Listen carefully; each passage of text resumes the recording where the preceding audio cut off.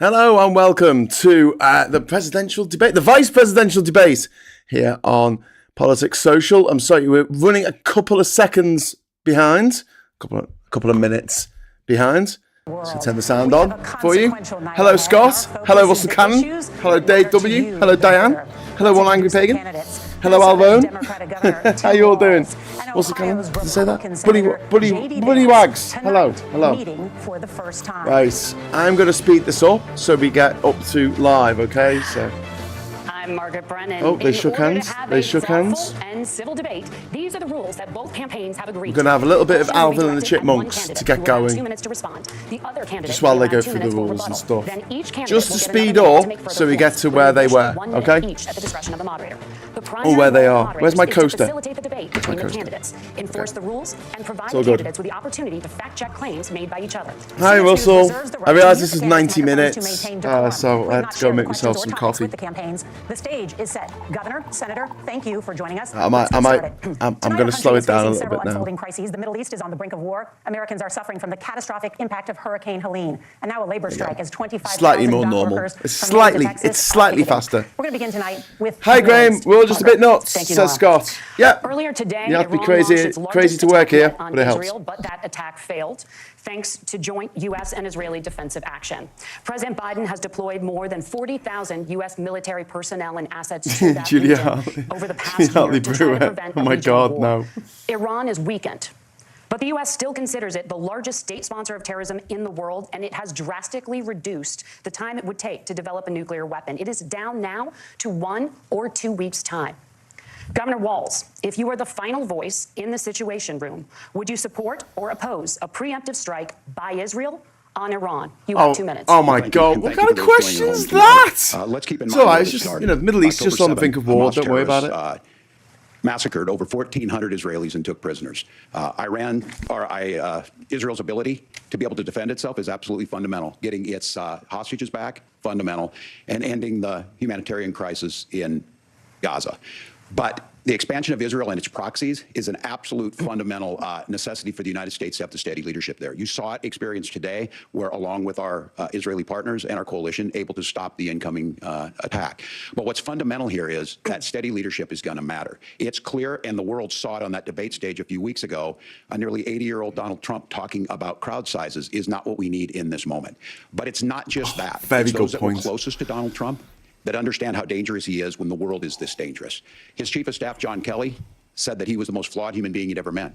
And both of his secretaries of defense and his national security advisors said he should be nowhere near the White House. Now, the person closest to them, Donald Trump, said he's unfit for the highest office. That was Senator Vance. What we've seen out of Vice President Harris is we've seen steady leadership. Throw his own words back at him. That is able to draw on the coalitions to bring them together.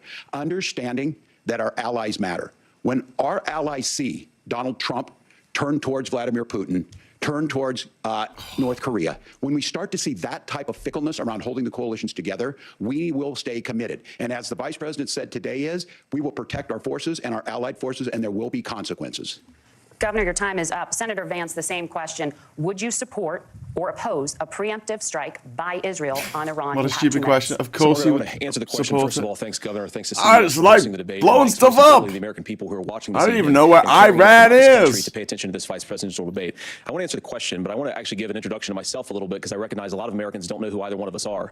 I was raised in a working class family. My mother required food assistance for periods of her life. You went to Yale. Required Social Security help to raise me, and she raised me in part because my mother you weren't raised by your mom for a big chunk of my early life. I went to college on the GI Bill after I enlisted in the Marine Corps and served in Iraq. And so I stand here asking to be your vice president with extraordinary gratitude for this country, for the American dream that made it possible for me to live my dreams. And most importantly, I know that a lot of you are worried about the chaos in the world and the feeling it's possible to live your nightmare. I want to try to convince you tonight over the next 90 minutes that if we get better leadership in the White House, if we get Donald Trump back in the White House, the American dream is going to be attainable once again.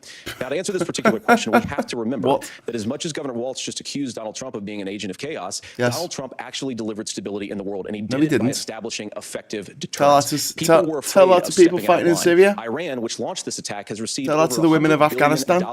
in unfrozen He did a assets deal with the thanks to the Taliban. Kamala Harris administration. What do they use that money for? They use it to buy weapons that they're now launching against our allies, and God forbid, potentially launching against the United States as well. Donald Trump recognized that for people to fear the United States, you needed peace through strength. They needed to recognize that if they got out of line, scrapped the the United States Iran global leadership would put nuclear stability and bill, peace back which in led to the world. point where we are. Now, you asked about a preemptive strike, Margaret, and I want to answer the question. If you hadn't scrapped the Iran nuclear bill, this probably wouldn't be happening. We'd have some leverage. We've got no leverage. Our allies, wherever they are, Got rid of our leverage, didn't he? That's the right approach to take. Mr. Eyeliner.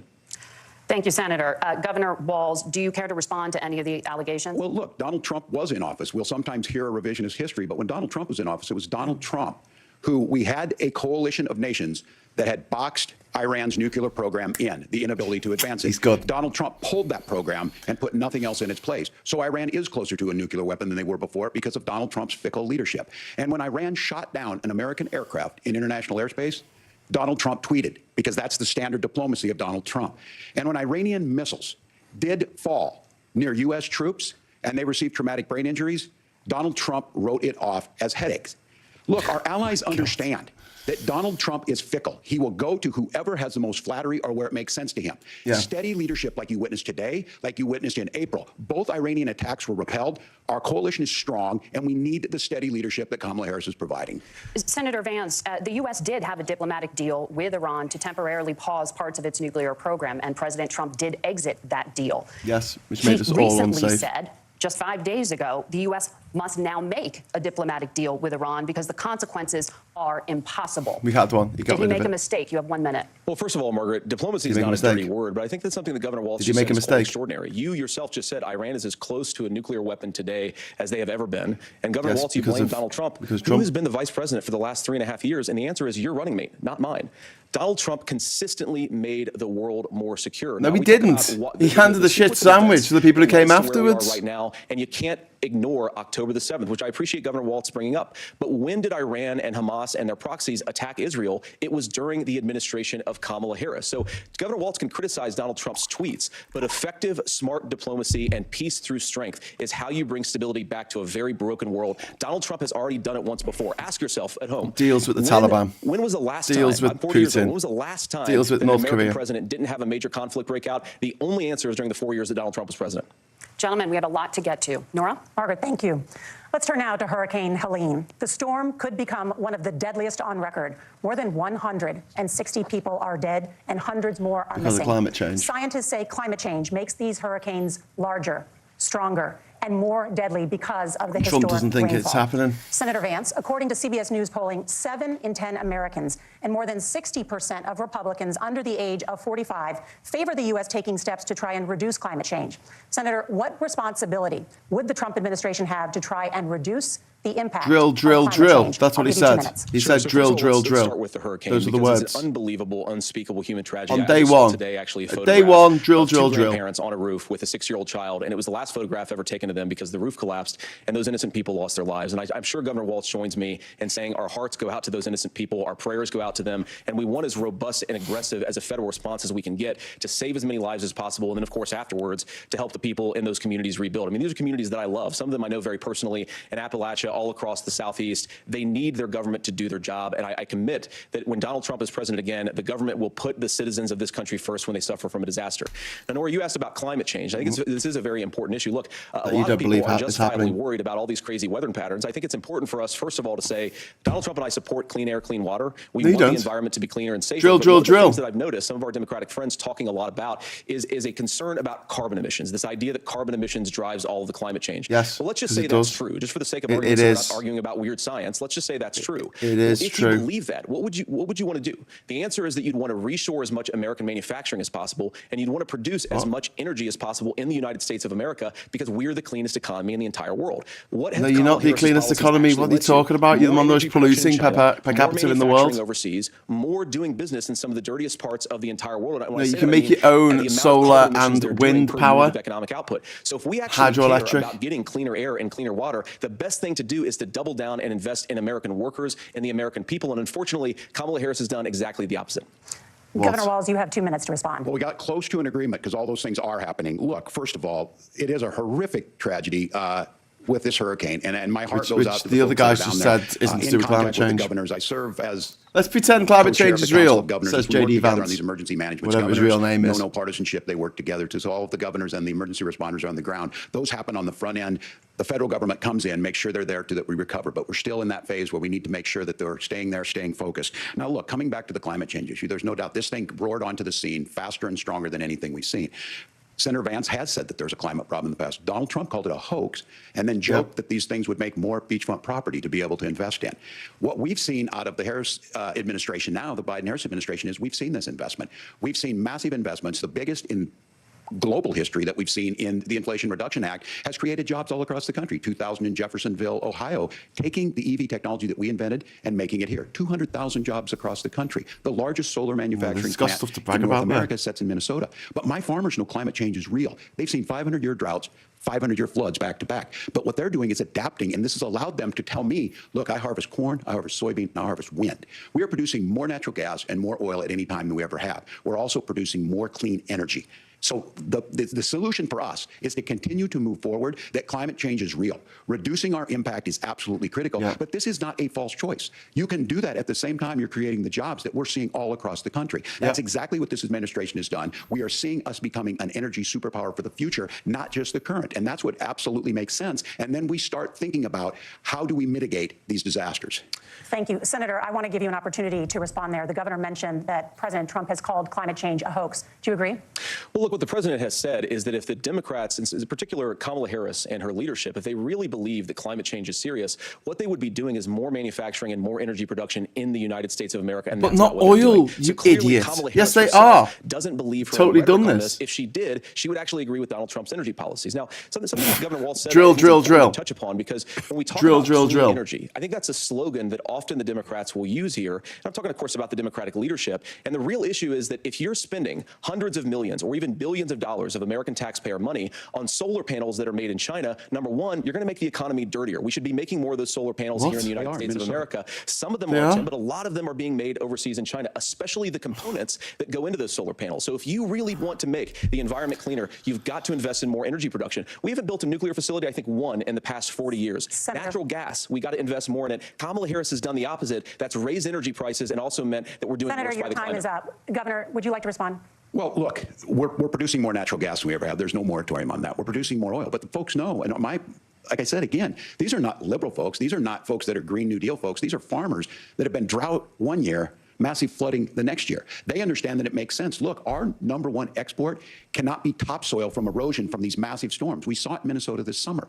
And thinking about how do we respond to that, we're thinking ahead on this. And what Kamala Harris has been able to do in Minnesota, we're starting to weatherproof some of these things. The infrastructure law that was passed allows us to think about mitigation in the future. How do we make sure that we're protecting by burying our power lines? How do we make sure that we're protecting lakefronts and things that we're seeing more and more of? But to call it a hoax and to take the oil company executives to Mar-a-Lago, say, give me money for my campaign and I'll let you do whatever you want. We can be smarter about that. And an all-above energy policy is exactly what she's doing, creating those jobs right here. Yeah. Governor, your time is up. The overwhelming consensus Very among good. scientists Very is good, that Tim. the That climate was is warming at an unprecedented rate. Margaret, smashing thank you, it out Nora. there. I think he's doing really well, but I do think that JD Vance is going to sound credible to an idiot. Consistently ranks And there's as lots one of of the idiots in top America. issue for Well, I'm American here. voters. Senator Vance, your campaign is pledging to carry out the largest mass deportation plan in American history and to use the U.S. military to do so. Could you be more specific about exactly how this will work? For example, would you deport parents who have entered the U.S. illegally and separate them from any of their children who were put the children in cages. soil? Put the children in cages. That's what you do, Before we talk sicko. about deportations, we have to stop the bleeding. We have a historic immigration crisis because Kamala Harris started and said that she wanted to undo all of Donald Trump's border policies. 94 executive orders suspending deportations, decriminalizing Trump illegal aliens. stopped the bill going through. He killed the bill. That exists in our system. That has opened the floodgates. And what it's meant is that a lot of Trump fentanyl is coming opened the into our country. floodgates. I had a mother who struggled with opioid They're spending addiction money and on gotten clean. a pointless war. I don't want people who are struggling with addiction to be deprived of their second chance because Kamala Harris let in fentanyl into our communities at record levels. So you've got to stop the bleeding. You've got to re-implement Donald Trump's border policies, build the wall, re-implement deportations, and that gets me to your point, Margaret, about what do we actually do? So we've got 20, 25 million illegal aliens who are here in the country. What do we do with them? I think the first thing that we do is we start with the criminal migrants. About 1 million of those people have committed some form of crime in addition to crossing the border illegally.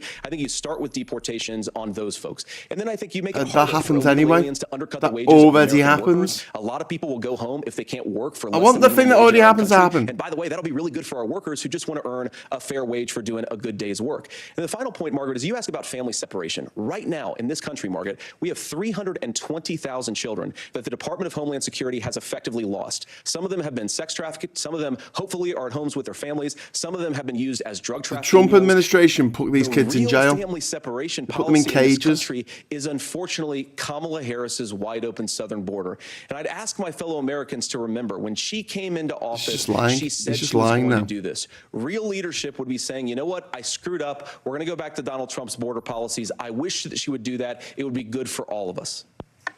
Vance does like to pretend. Do you care Thanks to respond very much, to Drew. any of the specific allegations, including that the vice president is, quote, letting in fentanyl and using kids as drug mules, among other things regarding children? The drug mule is not true, but I will say about this, about the fentanyl, because this is a crisis of this, the opioid crisis. And the good news on this is the last 12 months saw the largest decrease in opioid deaths in our nation's history, 30% decrease in Ohio. But there's still more work to do. But let's go back to this on immigration. Kamala Harris was the Attorney General of the largest state and a border state in California. She's the only person in this race who prosecuted transnational gangs for human trafficking and drug interventions. But look, we all want to solve this.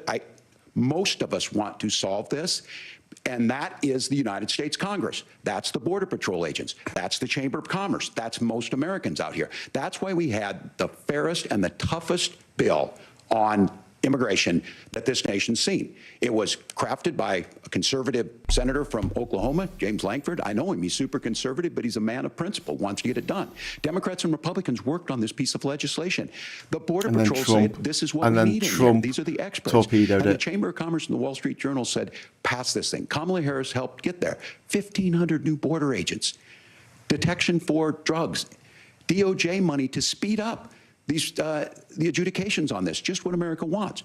But as soon as I was getting ready to pass and actually tackle this, Donald Trump said no, told them to vote against it because it gives him a campaign issue.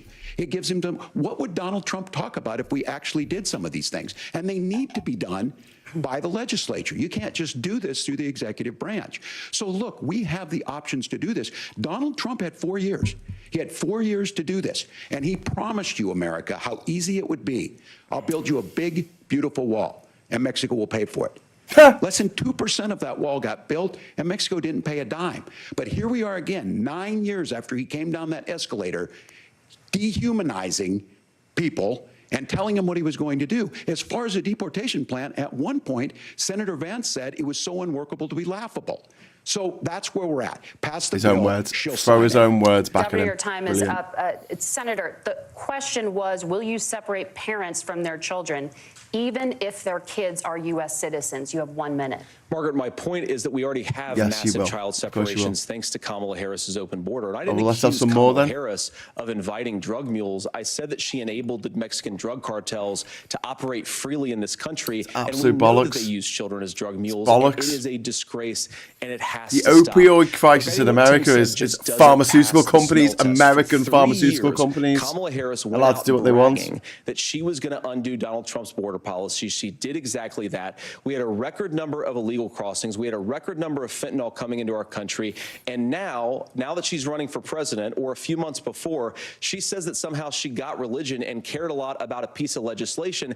The only thing that she did when she became the vice president, when she became the appointed border czar, it wasn't just a piece of legislation. It was a bipartisan piece of legislation actions that opened that would have really helped with the issues on the southern border. Problems in the United States of America. You're a massive problem. Trump is a massive problem. It's got to stop, and it will when Donald Trump is president again. Tim, just keep firing his own words back at him. He called him America's Hitler. Our CBS News polling, which does show that a majority of Americans, more than 50%, support mass deportations. Look, we fix this issue with a bill that is necessary. But the issue on this is what happens when you don't want to solve it. You demonize it. And we saw this. And Senator Vance, and it surprises me on this, talking about and saying, I will create stories to bring attention to this. That vilified a large number of people who were here legally in the community of Springfield. The Republican governor said, it's not true, don't do it. There's consequences for this. There's consequences. We could come together. Senator Langford did it.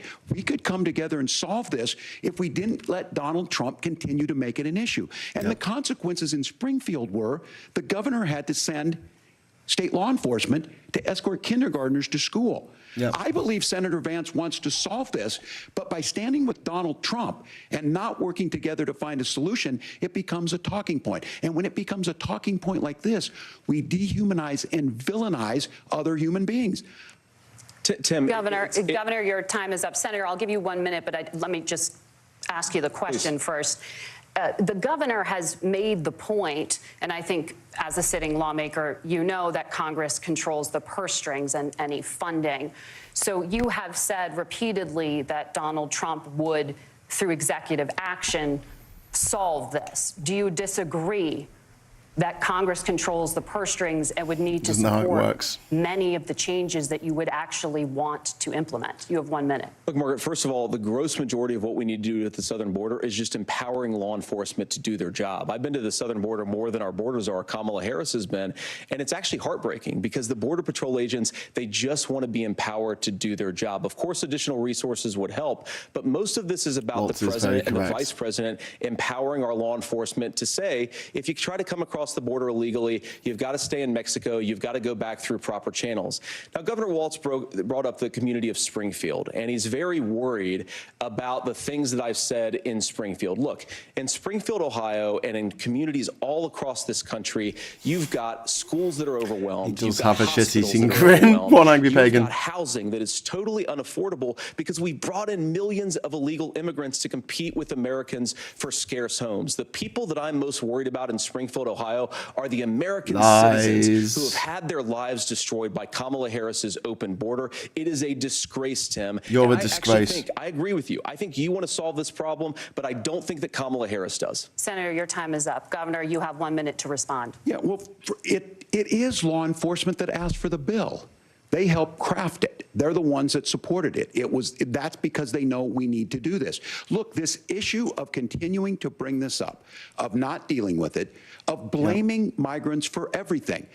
On housing, we could talk a little bit about Wall Street speculators buying up housing and making them less affordable, but it becomes a blame. I mean, like Donald Trump's dad. This bill also gives the money necessary to adjudicate. Racist slumlords. I agree. It should not take 7 years for an asylum claim to be done. This bill gets it done in 90 days. Then you start to make a difference in this, and you start to adhere to what we know, American principles. Look, I don't talk about my faith a lot, but Matthew 25:40 talks about, to the least amongst us you do unto me. I think that's true of most Americans. They simply want order to it. This bill does it. It's funded. It's supported by the people who do it. And it lets us keep our dignity about how we treat other people.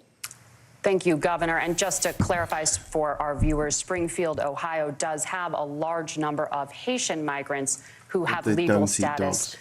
Temporary protected status. Margaret, but thank you, Senator. We have so much to get to. Yeah, don't tell us about dogs being eaten. We're going to turn out of the economy. Thank Margaret, you. the rules were that no, don't let him talk. A fact check, and since you're fact checking me, I think it's important to say what's actually going on. Oh, they're eating the cats. They're eating the dogs. CBP One app, where you can go on as an illegal migrant, apply for asylum or apply for parole, and be granted. They need the people working there. The wave of a Kamala Harris open border wand.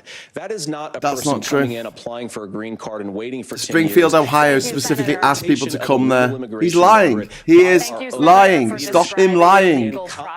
Shut him up. So much to get to, Senator. Stop him. Been on the books since 1990. Yeah. Thank you, gentlemen. The we want to CBP have One app has not been on the books since 1990. It's something that They've turned his mic off. Gentlemen, the audience can't hear you because your mics are cut. We have so much we want to get to. Thank you for explaining the legal process. Nora. Thank you, Margaret. The economy is a top concern for voters. Each of your campaigns has released an economic plan, so let's talk about the specifics. Governor Walz, Vice President Harris unveiled a plan that includes billions in tax credits for manufacturing, housing, and a renewed child tax credit. The Wharton School says your proposals will increase the nation's deficit by $1.2 trillion. How would you pay for that without ballooning the deficit? Governor, I'll give you 2 minutes. Yeah, thank you. And Kamala Harris and I do believe in the middle class because that's where we come from. We both grew up in that. We understand. So those of you out there listening tonight, you're hearing a lot of stuff back and forth, and it's good. It's healthy. That's what this is supposed to happen. You should be listening. How light shade of eyeliner tonight. The bold forward plan still wearing eyeliner put out there is talking about this housing issue. Candidate who doesn't wear makeup. There's 3 million new houses proposed under this plan with down payment assistance on the front end to get you in a house. A house is much more than just an asset to be traded somewhere. It's foundational to where you're at. And then making sure that the things you buy every day, whether they be prescription drugs or other things, that there's fairness in that. Look, the $35 insulin is a good thing, but it costs $5 to make insulin. They were charging $800 before this law went into effect. Wow. As far as the housing goes, I've seen it in Minnesota.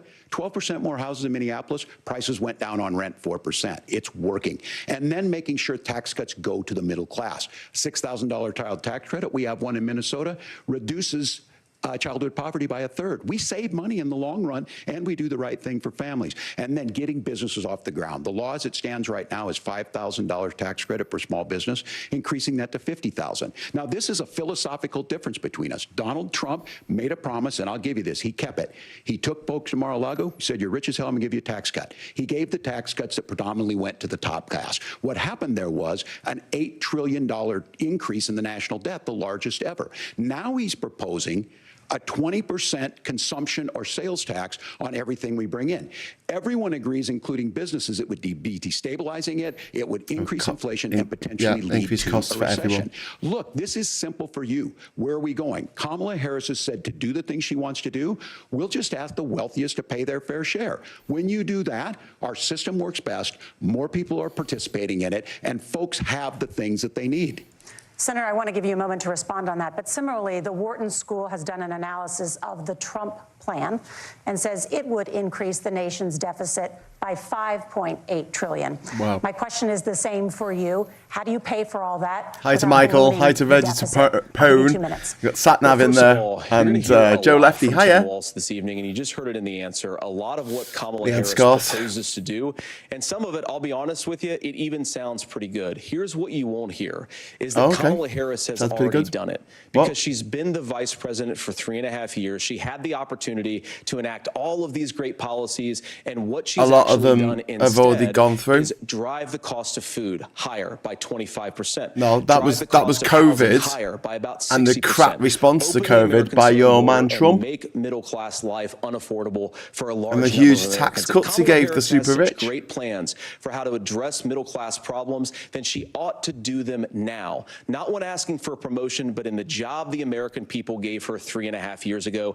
And the fact that she isn't tells you a lot about she has the deciding vote in the Senate, and she's there in case the president carks it. It's not the same as being president, which is what Trump was. Economists attack Donald Trump's plans, and they have PhDs, but they don't have common sense and they don't have wisdom. Oh, okay. We're tired of experts. Policies delivered the highest. He's tired of experts. In a generation in this country. Tired of experts. 1.5% inflation, and to boot, peace and security all over the world. So when people say that Donald Trump's economic plan doesn't make sense, I say look at the record. He look, rising take-home pay for American workers. It's the Nigel Farage froghead. There you go. That's much nicer to look at. Just look at the froghead instead. What's so different about Donald Trump's tax cuts, even from previous Republican tax cut plans, is that a lot of those resources went to giving more take-home pay to middle class and working class Americans. It was passed in 2017, and you saw an American economic boom unlike we've seen in a generation in this country. That is a record that I'm proud to run on, and we're going to get back to that common sense wisdom so that you can afford to live the American dream again. I know a lot of you are struggling. I know a lot of you are worried about paying the bills. It's going to stop when Donald Trump brings back common sense to this country. Governor, do you Common want to respond sense. to that? What has Common Kamala Harris done sense. for the middle class? Yeah, well, My Kamala Harris's God. day one was Donald Trump's failure on COVID that led to the collapse of our economy. That's what I just said. COVID in a manufacturing recession, but 10 million I people could do out of this work, show. the largest percentage since the Great Depression. 9 million jobs closed on that. That was day one. Whether it was the Infrastructure Act or other things we moved. Now, you made a question about experts, said this. I've made a note of this. Economists can't be trusted. Science can't be trusted. National security folks can't be trusted. Look, if you're going to be president, you don't have all the answers. Donald Trump believes he does. My pro tip of the day is this. If you need heart surgery, listen to the people at the Mayo Clinic in Rochester, Minnesota, not Donald Trump. And the same thing goes with this. And I ask you out there, Good point. teachers, nurses, truck drivers, or whatever, how is it fair that you're paying your taxes every year and Donald Trump hasn't paid any federal tax in the last 15 years, and the last year as president? That's what's wrong with the system. There's a way around it, and he's bragged about that. We're just asking for fairness in it, and that's all you want.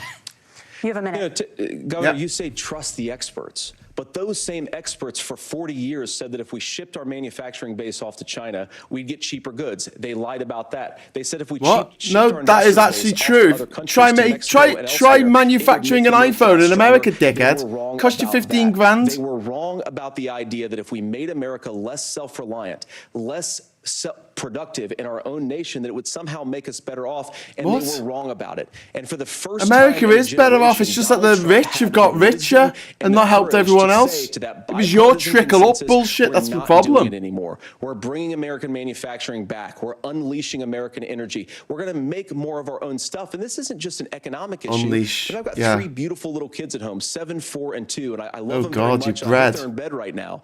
But look, so many of the drugs, the pharmaceuticals that we put in the bodies of our children are manufactured by nations that hate us. This has to Manufactured stop. by We're not nations gonna that hate stop it us. By listening to experts. Sure, he's We're got an gonna stop it iPhone. By listening to Ask him if he's common got an sense wisdom, iPhone. which is what Donald Trump governed on. Ask him if he's got an iPhone. Governor Walz, can you address that? I mean, voters say they trust Donald Trump on the economy more. Why? If you're listening Voters are tonight idiots. and you want billionaires to get tax cuts, you heard what the numbers were. Look, I'm a union guy on this. I'm not a guy who wanted to ship things overseas, but I understand that, look, we produce soybeans and corn. We need to have fair trading partners. That's something that we believe in. I think the thing that most concerns me on this is Donald Trump was the guy who created the largest trade deficit in American history with China. So the rhetoric is good. Much of what the senator said right there, I'm in agreement with him on this. I watched it happen too. I watched it to my communities, and we talked about that. But we had people undercutting the right to collectively bargain. We had right to work states made it more difficult. We had companies that were willing to ship it over, and we saw people profit. Folks that are venture capital in some cases, putting money into companies that were overseas. We're in agreement that we bring those home. The issue is Donald Trump is talking about it. Kamala Harris has a record, 250,000 more manufacturing jobs just out of the IRA. May I respond to that? Yes. So appreciate that. So if you notice, what Governor Walz just did is Unfortunate he said, first of all, acronym there Donald for the Trump has to Inflation listen to the Reduction experts. Act. And then when he acknowledged that the experts screwed up, he said, well, Donald Trump didn't do nearly as good of a job as the statistics that's a show gross that he generalization. did. So what Tim Walz is doing, and I honestly, Tim, I think you got a tough job here, because you've got to play whack-a-mole. You've got to pretend that Donald Trump didn't deliver rising take-home pay, which of course he did. You've got to pretend that Donald Trump didn't deliver lower inflation, which of course he did. And then you simultaneously He's using gotta the D defend word. Kamala Harris's atrocious economic record, which has made gas, groceries, and housing unaffordable for American citizens. I was raised by a woman who would sometimes go into It was Donald medical Trump debt who so did that that. she could put He was food on the actually table president in our household. during the I know pandemic. what it's like to not be able to afford the things that you need to afford. We can do so much better. To all of you watching, we can get back to an America that's affordable again. We just got to get back to common sense economic principles. I hope we have a conversation on health care then. Senator, Governor. Please. Thank you. Margaret? We have a lot to get to ahead, gentlemen, on many topics. But right now, I want to talk about personal qualifications. The vice president is often the last real-time voice fact-checking. the president hears before I'm gonna have a look at that. making consequential decisions. We want to ask you about your leadership qualities. Governor Walz, you said you were in Hong Kong during the deadly Tiananmen Square protests in the spring of 1989. But Minnesota Public Radio and other media outlets are reporting that you actually didn't travel to Asia until August of that year. Can you explain that discrepancy? You have 2 Yeah, minutes. well, and to the folks out there who didn't get at the top of this, look, I grew up in small rural Nebraska, town of 400, town that you rode your bike with your buddies till the streetlights come on, and I'm proud of that service. I joined the National Guard at 17, worked on family farms, and then I used the GI Bill to become a teacher, passionate about it, a young teacher. My first year out, I got the opportunity in the summer of '89 to travel to China. 35 years ago, be able to do that. I came back home and then started a program to take young people there. We would take basketball teams, we would take baseball teams, we would take dancers, and we would go back and forth to China. The issue for that was to try and learn. Now, look, my community knows who I am. They saw where I was at. Look, I will be the first to tell you, I have poured my heart into my community. I've tried to do the best I can, but I've not been perfect. And I'm a knucklehead at times, but it's always been about that. Those same people elected me to Congress for 12 years. And in Congress, I was one of the most bipartisan people, working on things like farm bills that we got done, working on veterans benefits. And then the people of Minnesota were able to elect me to governor twice. So look, my commitment has been from the beginning to make sure that I'm there for the people, to make sure that I get this right. I will say more than anything, many times I will talk a lot, I will get caught up in the rhetoric, but being there, the impact it made, the difference it made in my life, I learned a lot about China. I hear the critiques of this. I would make the case that Donald Trump should have come on one of those trips with us. I guarantee you he wouldn't be praising Xi Jinping about COVID, and I guarantee you he wouldn't start a trade war that he ends up losing.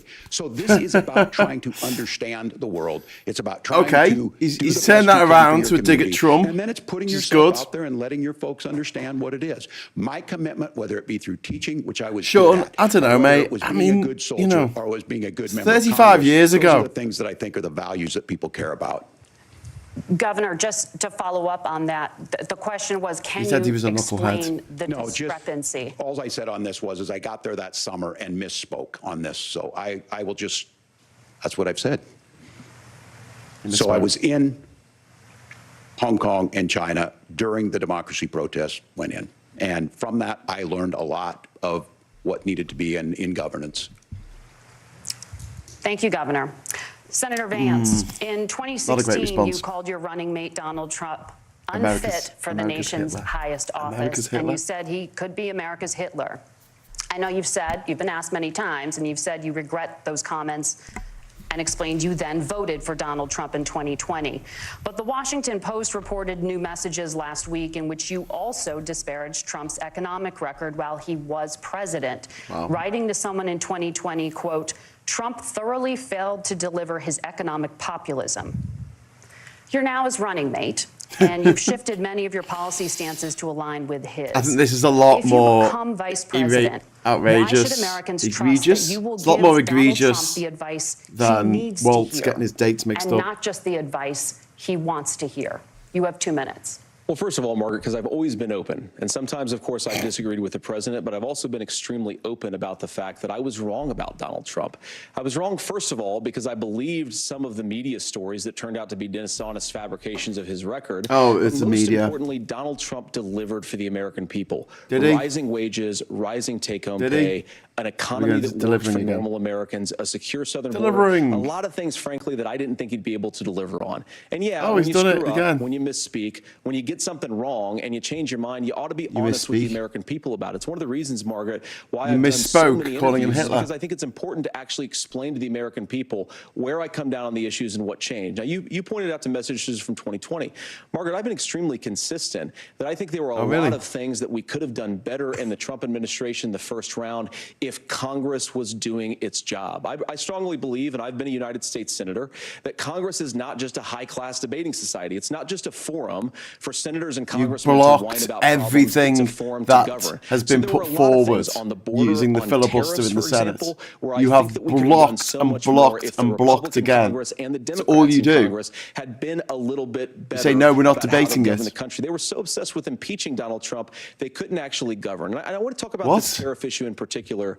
It would have Margaret, helped because, if you had gone on to just accuse this of bipartisan being a bills. You only got by national 5. sales Well, tax. Look, the Congress one only got about thing- 5 and through in the you're- last few you're probably years. surprised to hear me praising Joe Biden, but the one thing that Joe Biden did is he continued some of the Trump tariffs that protected American manufacturing jobs. And it's the one issue, Blame the everyone most else, yeah. pro-worker part of the Biden administration, it's the one issue where Kamala Harris has run away from Joe Biden's record.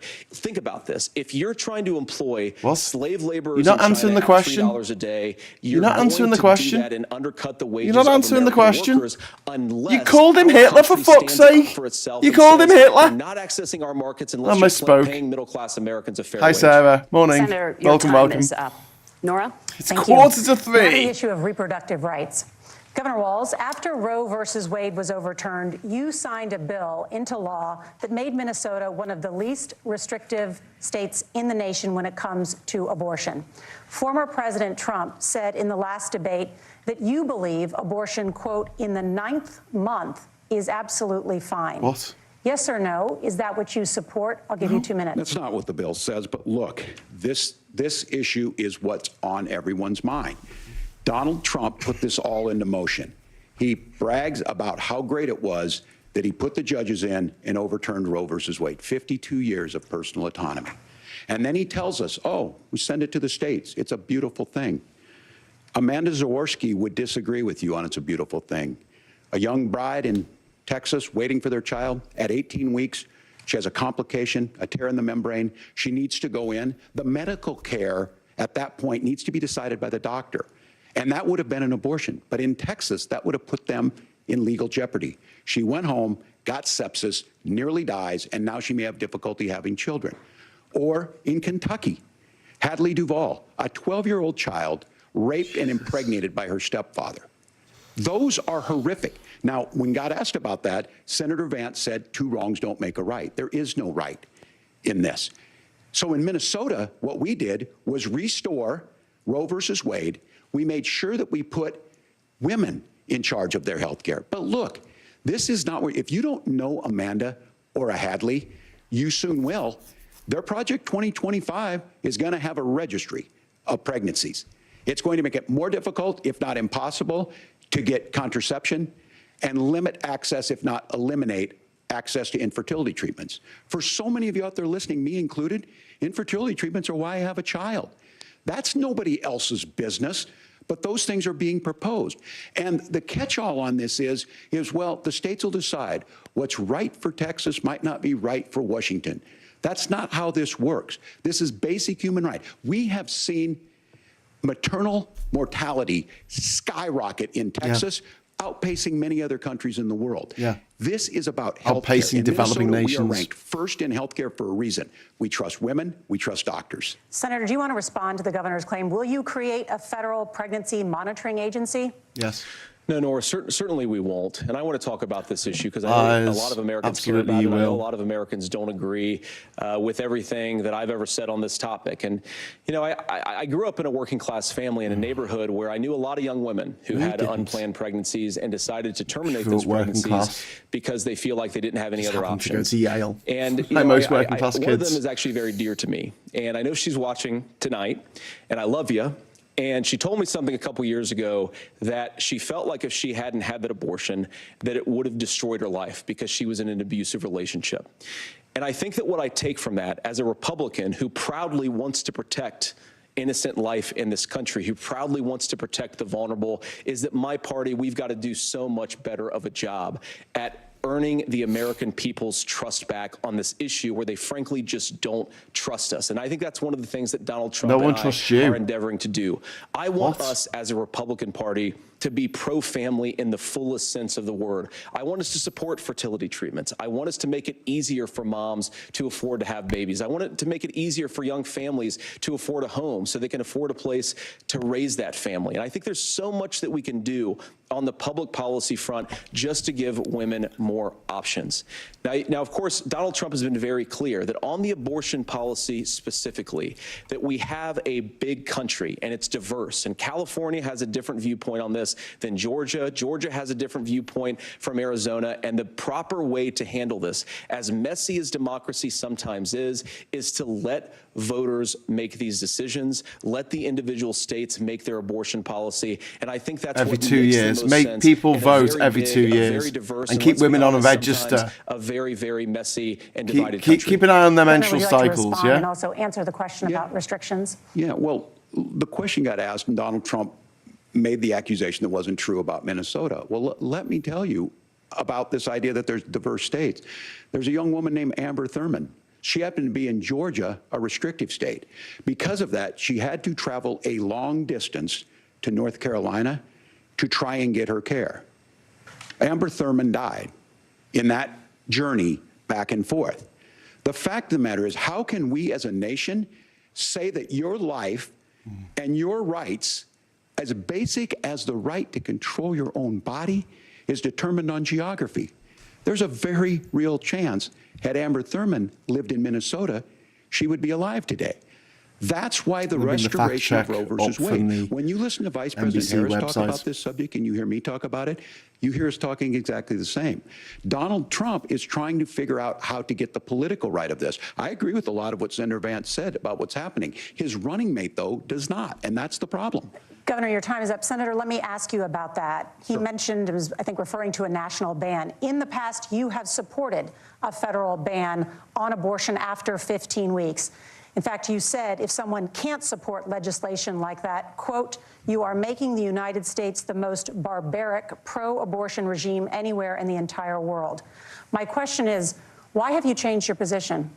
Well, Nora, first of all, I never supported a national ban. I did when I was running for Senate in 2022 talk about setting some minimum national standard. For example, we have a partial birth so it's not up to abortion the ban states. in place in this So country it's not at up the to the federal level. states. I don't think anybody's trying So to it's get not rid up of to that, the or at states least I then. hope not, though I know that Democrats have taken a very radical pro-abortion stance. But Nora, you know, one of the things that's changed is in the state of Ohio, we had a little bit of referendum fact-checking in here. 2023, and the people of Ohio voted overwhelmingly, by the way, against my position.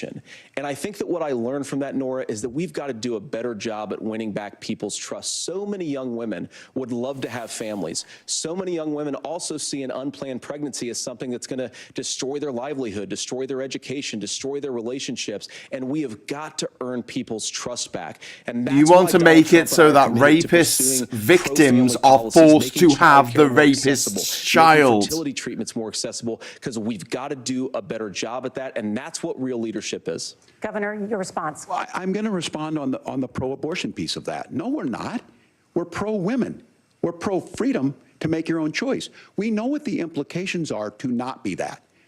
Women having miscarriages, women not getting the care, physicians feeling like they may be prosecuted for providing that care. And as far as making sure that we're educating our children and giving them options, Minnesota's a state with one of the lowest teen pregnancy rates. Absolutely not. Absolutely true. Options need to be available. Weasel and we words make that true. from We Vance. also make it, we're a top 3 state for the best place to raise children. But these two things to try and say that we're pro-children, but we don't like this, or you guys are pro-abortion, that's not the case at all. We are pro-freedoms for women to make their choices, and we're going, and Kamala Harris is making the case, to make options for children more affordable, a $6,000 child tax credit, but we're not going to base that on the backs of making someone like Amber Thurman drive 600 miles to try and get health care. Senator. Thank you so much, Rosie, for the super chat. Amber Thurman should still be alive, and there are a lot of people who should still be alive, and I certainly wish that she was. And maybe you're you free wish she to was. disagree You with helped me kill on her. this and explain this to me. You and your party helped kill her. Minnesota law that Killed a woman. Killed an American woman. Into law. The statute that you signed into law, it says that a doctor who presides over an abortion where the baby survives, the doctor is under no obligation to provide life-saving care to a baby who survives a botched late-term abortion.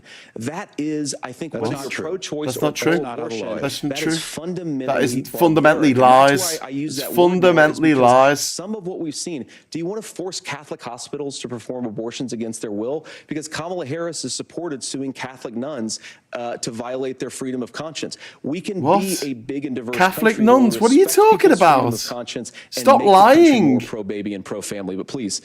Yes, Governor, please respond. Look, this is one where there's always something there. This is a very simple Another fact check's proposition. about to come up These are women's on the side decisions to screen make there. about their healthcare decisions. It's to and do the with physicians who know 40,000 best troops when in the they Middle need to East. do this. Trying It's to just distort false. the way a law is written to try and make a point, that's not it at all. What was I wrong This about, would- Governor? Please tell me. What was I wrong That is about? not the way the law is written. Look, I've given But this. how? I've given this advice on a lot of things that getting involved, getting engaged, that's been misread and it was fact checked at the last debate.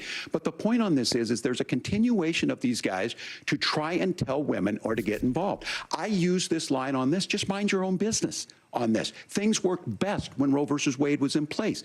When we do a restoration of Roe, that works best. That doesn't preclude us from increasing funding for children. It doesn't increase us from making sure that once that child's born, like in Minnesota, they get meals. Yeah. They get early childhood education. They get health care.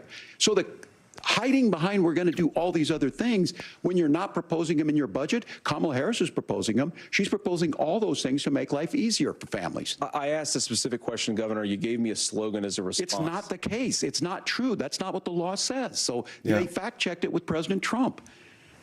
Gentlemen, there's a lot to discuss. We have to move on, and we're going to be right back with much more of the CBS News vice presidential debate in just a moment. Okay. I just brought up another bit of fact-checking here. And in the meantime, I am going to reduce the sound there so you don't have to watch the adverts, which are happening right now.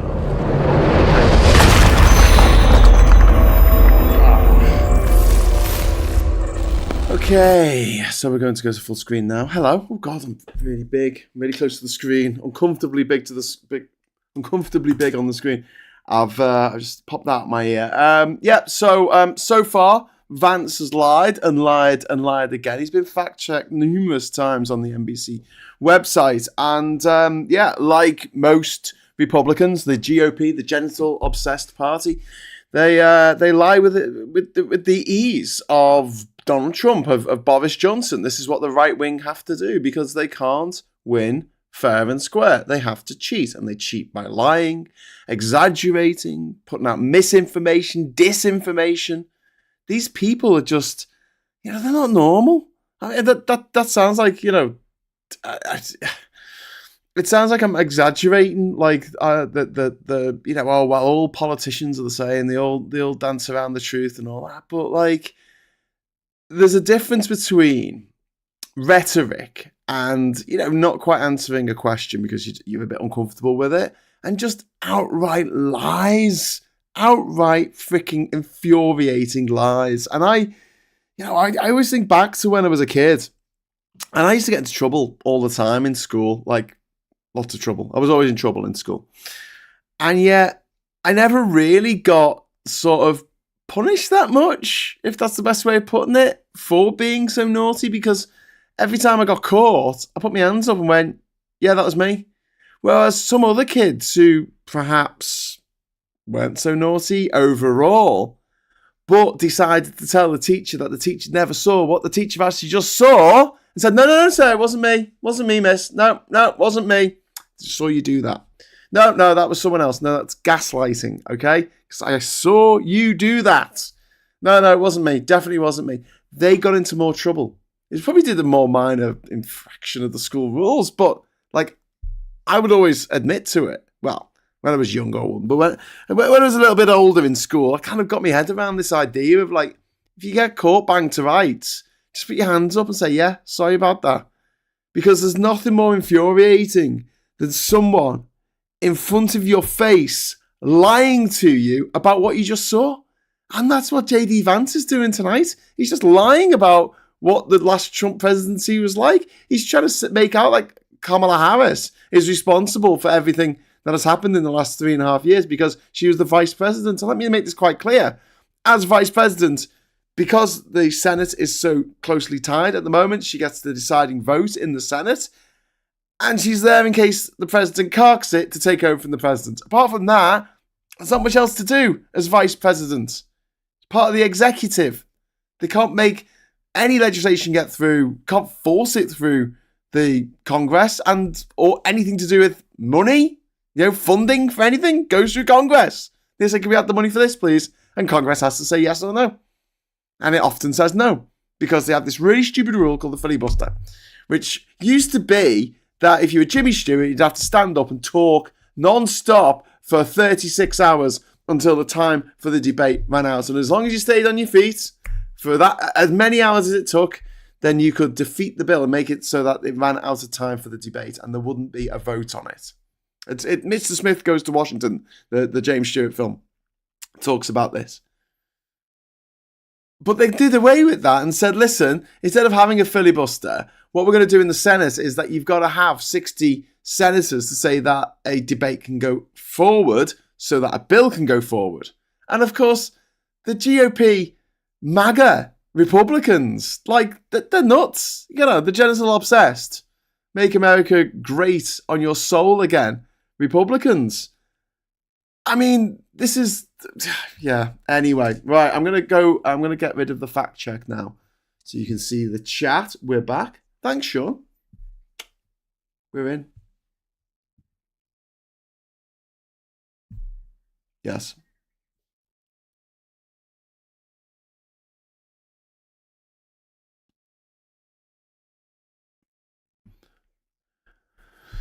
Who wants to give AR-15s to paedophiles? I am back in the debate, Scott.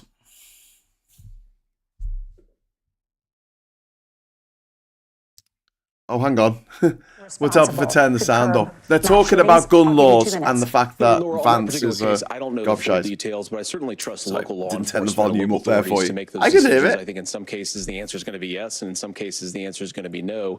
And the details really matter here, of course. For example, if a kid steals a gun, that's going to be different than if a parent hands over a gun knowing that their kid is potentially dangerous. But look, I want to just sort of speak as a father of 3 beautiful little kids, and our oldest is now in 2nd grade. And like a lot of parents, we send our kids to school with such hope and such joy and such pride at their little faces on the first day of school. And we know, unfortunately, that a lot of kids are going to experience this terrible epidemic of gun violence. And of course, our hearts go out to the families that are affected by this terrible stuff. And we do have to do better. And I think that Governor Walz and I actually probably agree that we need to do better on this. The question is just, how do we actually do it?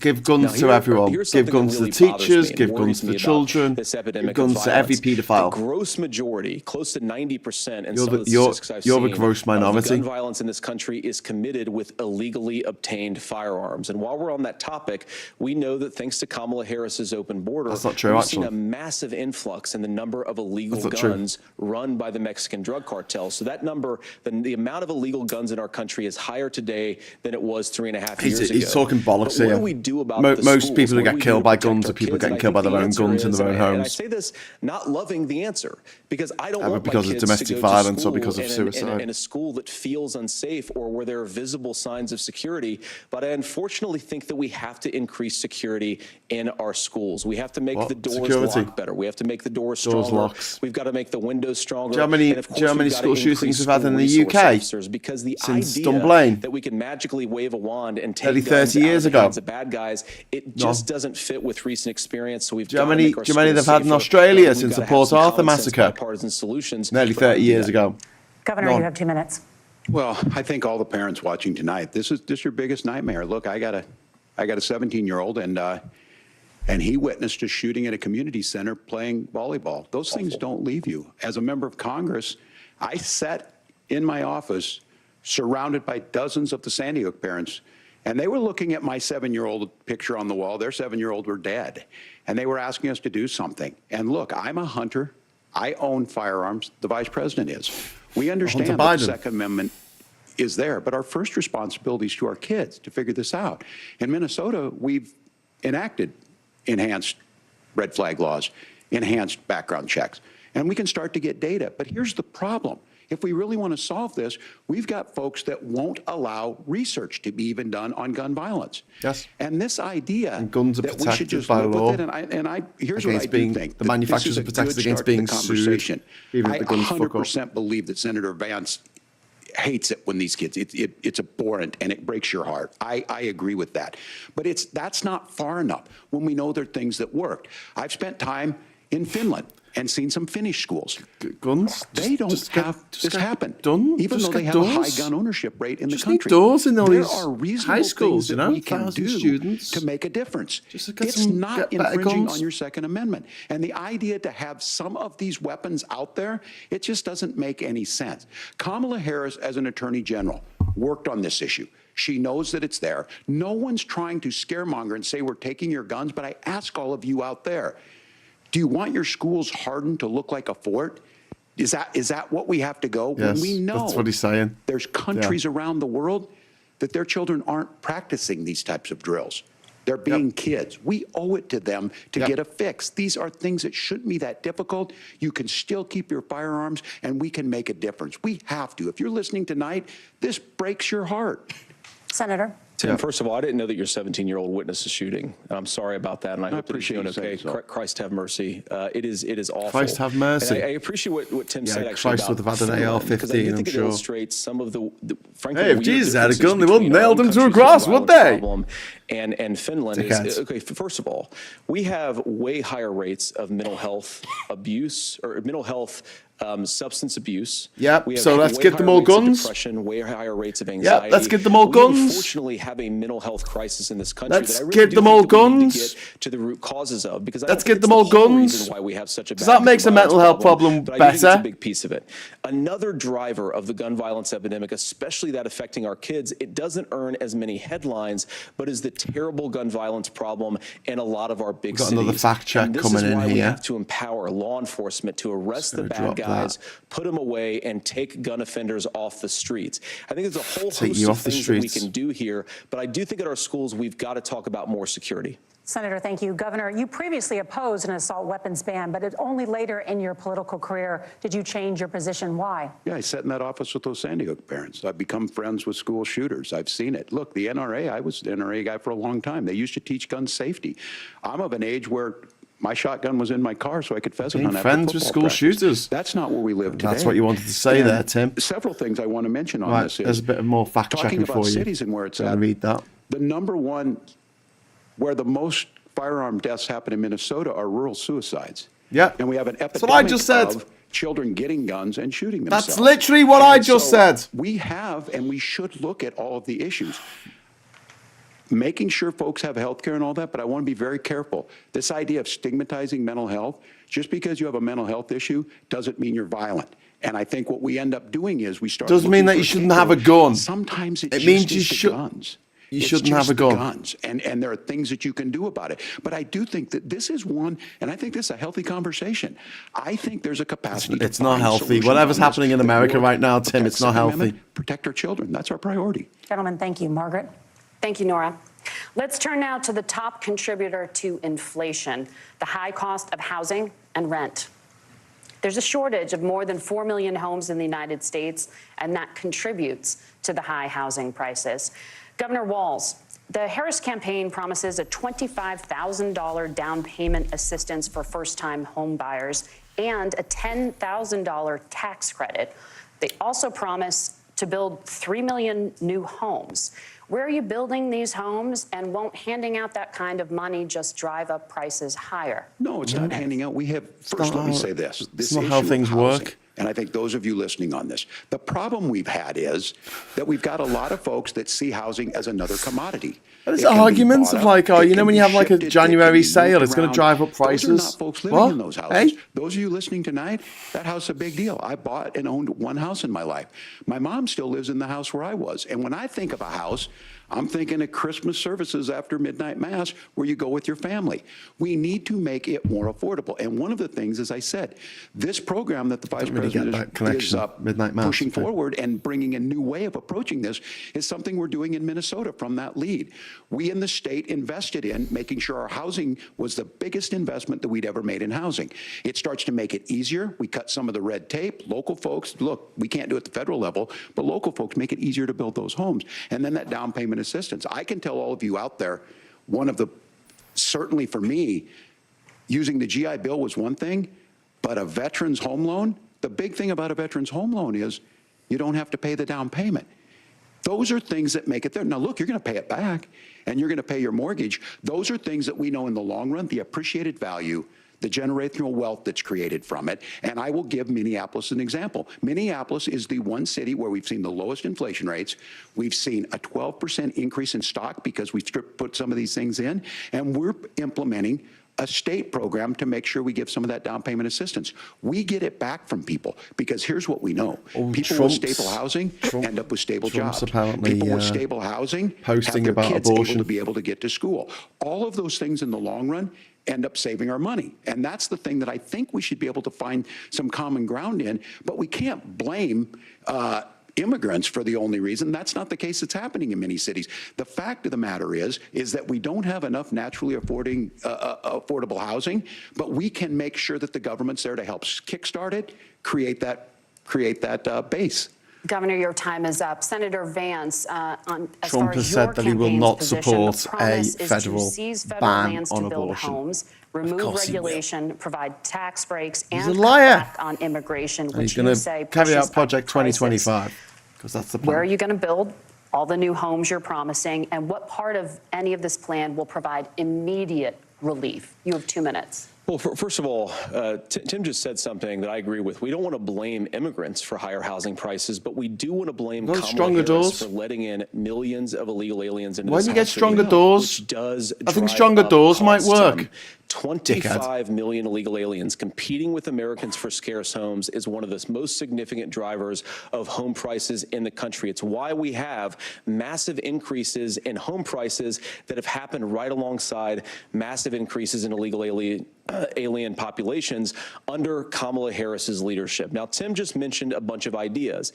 Now, some of those ideas I actually think are halfway decent, and some of them I disagree with. But the most important thing here is Kamala Harris is not running as a newcomer to politics. She is the sitting vice president. If she wants to enact all of these policies to make housing more affordable, I invite her to use the office that the American people already gave her, not sit around and campaign and do nothing while Americans find the American dream of homeownership completely unaffordable. Now, you asked, Margaret, what would while your man change gives tax the cuts to the equation for American megavic. citizens if you How are you going to do this? energy prices? As Donald Trump says, drill, baby, drill. One of the biggest drivers of housing costs, aside from illegal immigration, is, think about it. If No, a it's truck not. driver's This paying isn't how 40% anything more works. For diesel, then the lumber he's Oh delivering my to the God, job this site is to build a house such is also transparent going to become a lot more bollocks. expensive. If we open up American energy, you will get immediate pricing relief for word, it American just doesn't citizens. stop, not, does he? by the way, just in housing, but in a whole host of other economic goods Not too. true. Simply Senator not Vance, true. you still have 23 seconds there. Do you want to answer? Can I have it? Where, Governor, we will get to you in a moment. But Senator, where are you going to seize the federal lands? Can you clarify? Well, what Donald Trump has said is we have a lot of federal lands that aren't being used for anything. They're not being used for national park. They're not being used, and they could be places where we build a lot of housing. And I do think Just that we doesn't should work be like that. opening What, up a building bit in of this bloody country. desert? We have a lot. How are you going to get the land that could water? be used. We How are you have going a to lot of get Americans the that need infrastructure homes. there? We should be kicking Roads, out illegal electricity? immigrants who are competing for those homes, and we should be building more homes for the American citizens who deserve to be here. Senator, your time is up. Governor, I do want to let you respond to the allegation that the vice president Deserve is to be here. letting in. Well, of course, that's not migrants, true. And again, that you it's have the affecting facts. I housing guess we prices. agreed not to fact check. I'll check it. That, look, crossings are down compared to when Donald Trump left office. But it's, again, blaming and not trying to find the solution. I was going to ask, though, on this question, are we going to drill and build houses in the same federal land? And I think when people hear federal lands, these are really important pieces of land. Now, Minnesota doesn't have a lot of federal lands. I know in the western part of the countries we do. There's not a lot of federal lands in and around Minneapolis, for example. So the issue is I don't understand the federal lands issue unless we see this, and I worry about this as someone who cares deeply about our national parks and our federal lands. Look, Minnesota, we protect these things. We've got about 20% of the world's fresh water. These lands protect. They're there for a reason. They belong to all of us. But again, this is when you view housing and you view these things as commodities. Like, there's a chance to make money here. Let's take this federal land and let's sell it to people for that. I think there's better ways to do this. We've seen it in Minnesota. We're able to refurbish some of these houses. We're able to make some investments. That gets people in. And I'm still on the fact on this.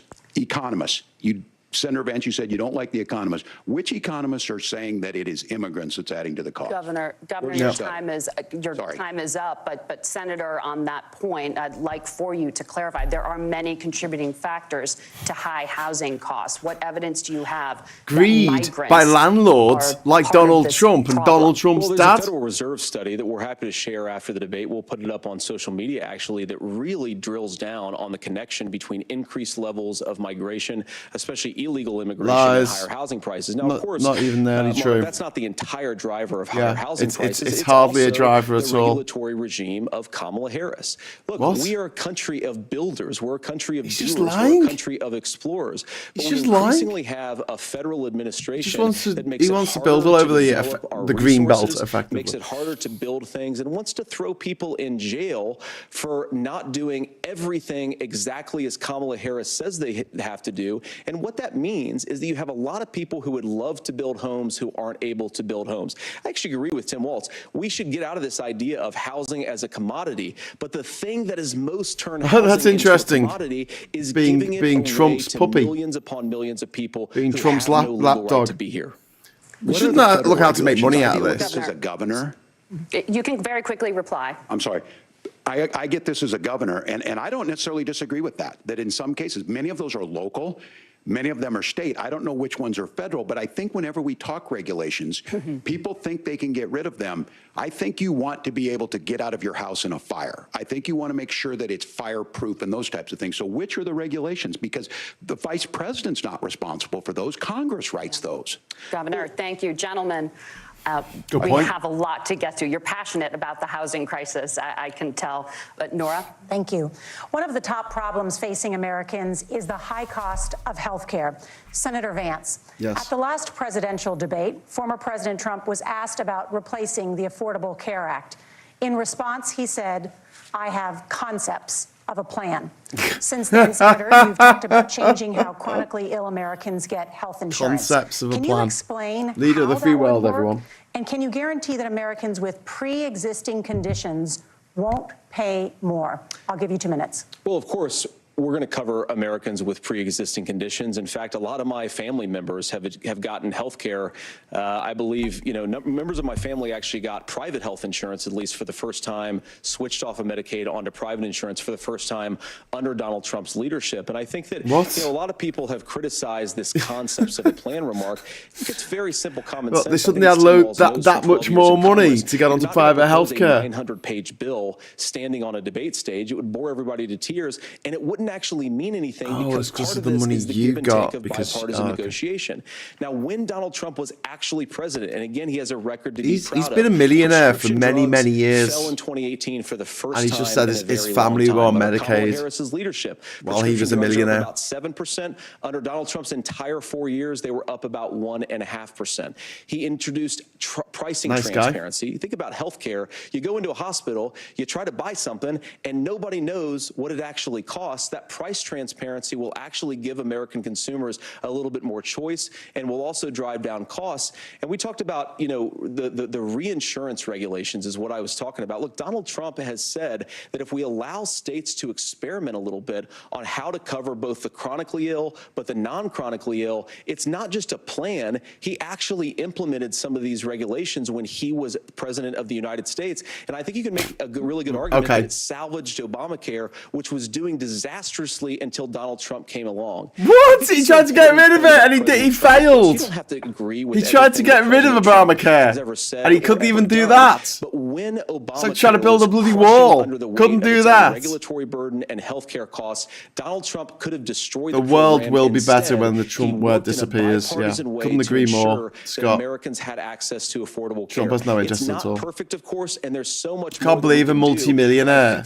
like this vulture capitalist. To put in place some better healthcare policies. It has family on Medicaid and Medicare. Like, seriously. All right, here's where being an old guy gives you some history. I was there at the creation of the ACA. world, the universe. And the reason it was so important Dinosaurs. is I come from a major Pyramids. healthcare state, home of the Mayo Clinic, home to Medical Alley, 3M, Medtronic, all of those. We understand healthcare. It's why we're ranked first on affordability and accessibility and quality of healthcare. And so what I know is under Kamala Harris, More people are covered than they have before. And those of you listening, this is critical to you. Now, Donald Trump. Oh, thanks for the super chat, Netgirl Jimmy. Thank you. He ran. That's very kind. The first thing he was going to do on day one was to Super repeal Obamacare. On day one, for he Virginia. tried to sign an executive order to repeal the ACA. He signed on to a lawsuit to repeal the ACA, but lost at the Supreme Court. And he would have repealed the ACA had it not been for the courage of John McCain to save that bill. Now, fast forward, what that means to you is you lose your pre-existing conditions. If you're sitting at home and you got asthma, too bad. If you're a woman, probably not. Broke your foot during football, might kick you out. Your kids get kicked out when they're 26. Kamala Harris negotiated drug prices for the first time with Medicare. We have 10 drugs that will come online, the most common ones that'll be there. But look, this issue, and when Donald Trump said, I've got a concept of a plan, it cracked me up as a fourth grade teacher because my kids would have never given me that. But what Senator Vance just explained concept of a plan. Worse than a concept. Doing your homework. Because what he got a concept of a explained plan of doing my homework. And I'll make this as simple as possible because I have done this for a long time. What they're saying is, if you're healthy, why should you be paying more? So what they're going to do is let insurance companies pick who they insure, because guess what happens?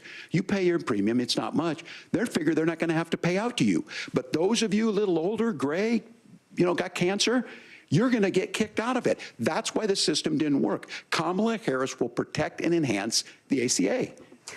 Governor, thank you. Senator, you have not yet explained Obamacare, how you would by the way, the protect Affordable people Care with Act. pre-existing conditions or laid out that plan. Well, look, we currently have laws and regulations in place right Okay. now that protect You got a people with concept of a plan, pre-existing have you? conditions. We want to keep those regulations in place, but we also want to make the health insurance marketplace function a little bit better.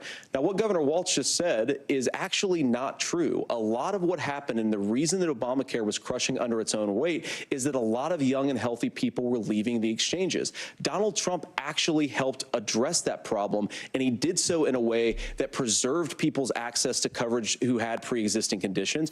But again, something that these guys do is they make a lot of claims about if Donald Trump becomes president, all of these terrible consequences are going to ensue. But in reality, Donald Trump was president. Inflation was low. Take-home pay was higher, and he saved the very program. He saved too. Did he save the 300,000 American lives who died of COVID unnecessarily? Leadership. Mostly Republicans, his job, by the way. which is govern in a bipartisan way and get results, not just complain about problems, but actually solve them. Governor, did enrollment under the Affordable Care Act go up under the Trump administration? It's higher now that we've seen it go up. Look, people are using it. The system works. And the question about this of young people or whatever, that's the individual mandate piece of this. And Republicans fought tooth and nail saying, well, Americans should be free to do this. Well, then what happens is... So you think the individual mandate's a good idea? You shrink. I think the idea of making sure the risk pool is broad enough to cover everyone, that's the only way insurance works. When it doesn't, it collapses. You are asking pre-ACA where we get people out. Look, people know that they need to be on health care. People expect it to be there.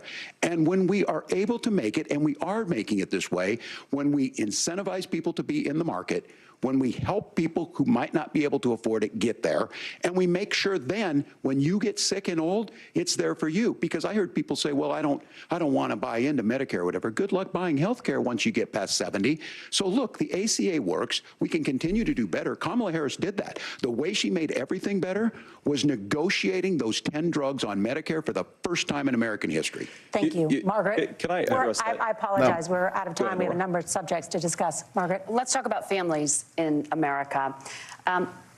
There is a child care crisis in this country, and the United States is one of the very few developed countries in the Vance thinks it's world got a child seat. without a national paid leave program for new parents. Governor Walz, you said that if Democrats win both the White House and Congress, this is Tim a Walz day-one priority is for you. really digging How long into should employers be Vance required here to very pay much. He's having a workers go while at they are Trump home and taking his care of record, their but not newborns? Vance. You have 2 He minutes. should just be going about how weird he is and all the That's weird shit he negotiable, does. and that's what Congress worked. But here's what the deal is. Americans sitting out there right now, you may work for a big company. Look, we're home in Minnesota to some of the largest Fortune 500 companies. Kamala Harris knows that in California. Those companies provide paid family medical leave. One is, I think they're moral and they think it's a good thing, but it also keeps their employees healthy.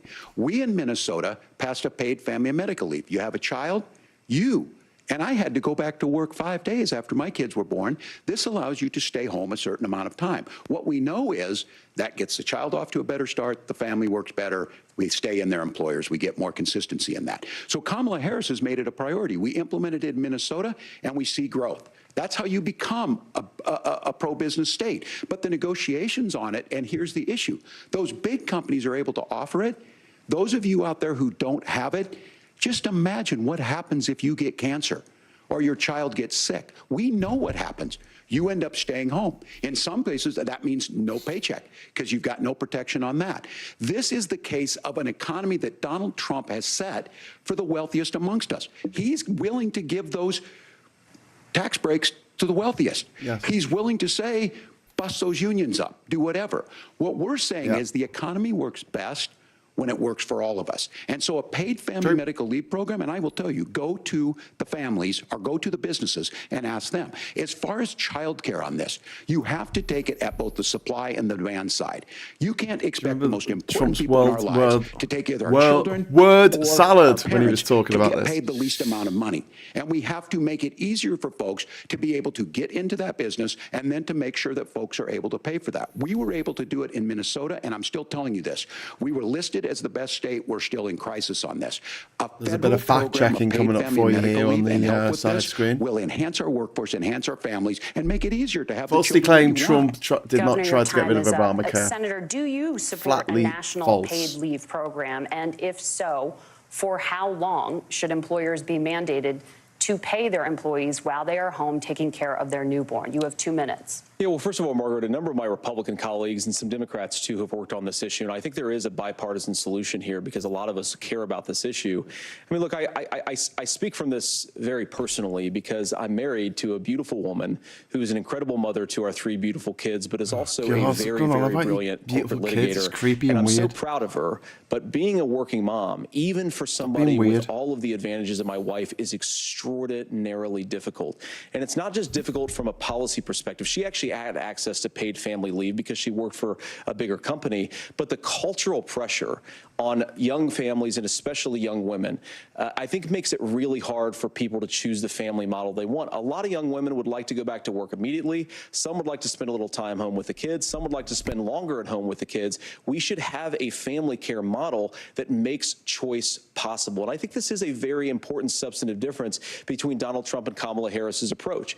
I mean, look, if you look at the federal programs that we have that support paid family leave right now, the Community Development Block Grant, Did you meet him in there's another block DFS? grant program that spends a lot of money from the federal government. Couch. These Beautiful leather programs couch. only go to one kind of childcare model. I love a It's couch like all your dressed in church, leather. maybe to help you out with childcare. Maybe you live in a rural area or an urban area and kinky. you'd like to get together with families in your neighborhood to provide childcare in the way that makes the most sense. You don't get access to any of these federal monies. We want to promote choice in how we deliver family care and how we promote childcare. Deliver. Because, look, it is unacceptable. And, you know, of course, buzzword, Sam and I isn't have it, been for on all the these campaign trail a politicians? lot Love the past saying 7 or 8 weeks. And one of the biggest complaints I hear from young families is people who feel like they don't have options, like they're choosing between going to work or taking care for their kids. That is an incredible burden to put on American families. We're the only country that does it. I think we could do a heck of a lot better. Senator, thank you. You have also said, Senator Vance, many things about the American family. The Federal Reserve says parents will spend nearly as much on child care as they do on housing each month. So I want to get your thoughts on this.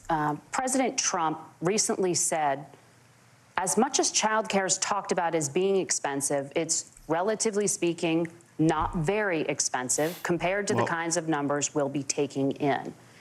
Is President Trump committed to the $5,000 per child tax credit that you have described? You have 1 minute. Well, what President Trump said, Margaret, I just want to defend my running mate here a little bit, is that we're going to be taking in a lot of money by penalizing companies for shipping jobs overseas and penalizing countries. Stop who saying the word employ slave penalizing, laborers you and then ship the badly products shaved back into our ape. country and undercut the wages of American workers. It's the heart of the Donald Weird. Trump economic plan.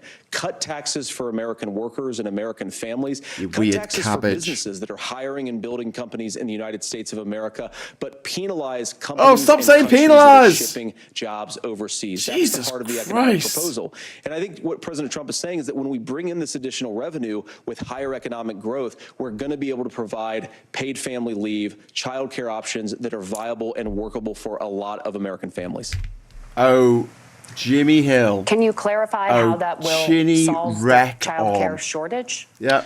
Well, because as Well, Tim because, said, a lot of the we've got childcare concepts and shortages, plans. we just don't have enough resources going into the multiple Into the people who could be resources into the providing into the family concepts care and plans. options. And we're going to have to, unfortunately, look, we're going to have to talk spend about more Project money. We're gonna have 2025. to induce more people to want to provide child care Let's options talk for American about families. Project Because 2025. The reason it's so expensive right now is because you've got way too few people providing this very essential service. Right. Thank you, Senator. Governor Walz, your ticket also has some child care tax credit proposals. Do you think Congress will agree to the $6,000 credit for newborns and $3,000 credit for children over the age of 6? Wow, net girl, as your Jimmy, that's campaign has amazing. You promised? can't Is run that for office realistic? in 8 states Well, by if law. these members of Congress You're are an listening to atheist. anybody, I can tell you, and That is this is the just biggest issue. Everybody bonkers. listening tonight knows. I'm an sure atheist they were too. Welcome, shocked welcome. To hear it's not that expensive. And let's be clear, whether it's 5,000 or 6,000, that pays you about 3 or 4 months. Let's be clear of where we're at on this. It's because we got out of an imbalance on this. We thought we were going to get by not paying people. I don't think Senator Vance and I are that far apart. I'm not opposed to what he's talking about on options. We've done scholarships types of things. I think we need to be open to making the case. But the issue here is, the question you asked is, you're not going to pay for it with these tariffs. That's just adding another $4,000 on the family and taking less. So not only do they not get the money to pay for that, they're $4,000 in the hole. That's Wharton School. That's his alma mater. Yep. And so I think the issue here is, if those members of Congress, I can't believe they're not here. When I go to businesses, sure, they'll talk about taxes sometime, but they will lead with childcare and they will lead with housing, because we know the problem is, especially in a state like Minnesota, we need more workers because our economy's growing, but we need the workforce. Governor, thank you. We need to move on. Nora? Let's talk about the state of democracy, the top issue for Americans after the economy. It's been an hour and a half. inflation. After the 2020 election, President Trump's campaign just leave it there, guys. filed I'm tired. 62 lawsuits Let's go back to contesting bed. the results. I want to go back to Judges, bed. including those appointed by President Trump and other Republican presidents, America in looked such a at the stupid evidence time zone? and said there was no widespread fraud. The governors of every state in the nation, Republicans and Democrats, certified the 2020 election results and sent a legal slate of electors to Congress for January 6th. Senator Vance, you have said you would not have certified the last presidential election and would have asked the states to submit alternative electors. That has been called unconstitutional and illegal. Would you again seek to challenge this year's election results, even if every governor certifies the results? I'll give you 2 minutes. Well, Nora, first of all, I think that we're focused on the future. We need to figure out how to solve the inflation crisis caused by Kamala Harris's policies. Answer the question. Make housing affordable. Make Answer the groceries question. affordable. And that's what we're focused on. Answer But the I wanna question. Answer your question because you Go did on, then. ask it. Look, what President Trump has said is that there were problems in 2020, and my own belief is that we should fight about those issues, debate those issues peacefully in the public square, and that's all I've said. Is that why your man sends a fucking mob of rioters into Congress? The protesters ought to protest peacefully. And on January the 20th, what happened? Joe Biden became the president, Donald Trump left the White House, and now, of course, unfortunately, we have all of the negative policies that have come from the Harris-Biden administration. I believe that we actually do have a threat to democracy in this country, but unfortunately, it's not the threat to democracy that Kamala Harris and Tim Walz want to talk about. It is the threat to democracy. Censorship. It's Censorship? What the hell are you on about? Your man sends a mob to the Capitol building. 9 people died, 140 police officers injured. And it's Kamala Harris saying that rather than debate and persuade her fellow Americans, she'd like to censor people who engage in misinformation. I think that is a much bigger threat to democracy than anything that we've seen. She wants to censor people who engage in misinformation. 40 years.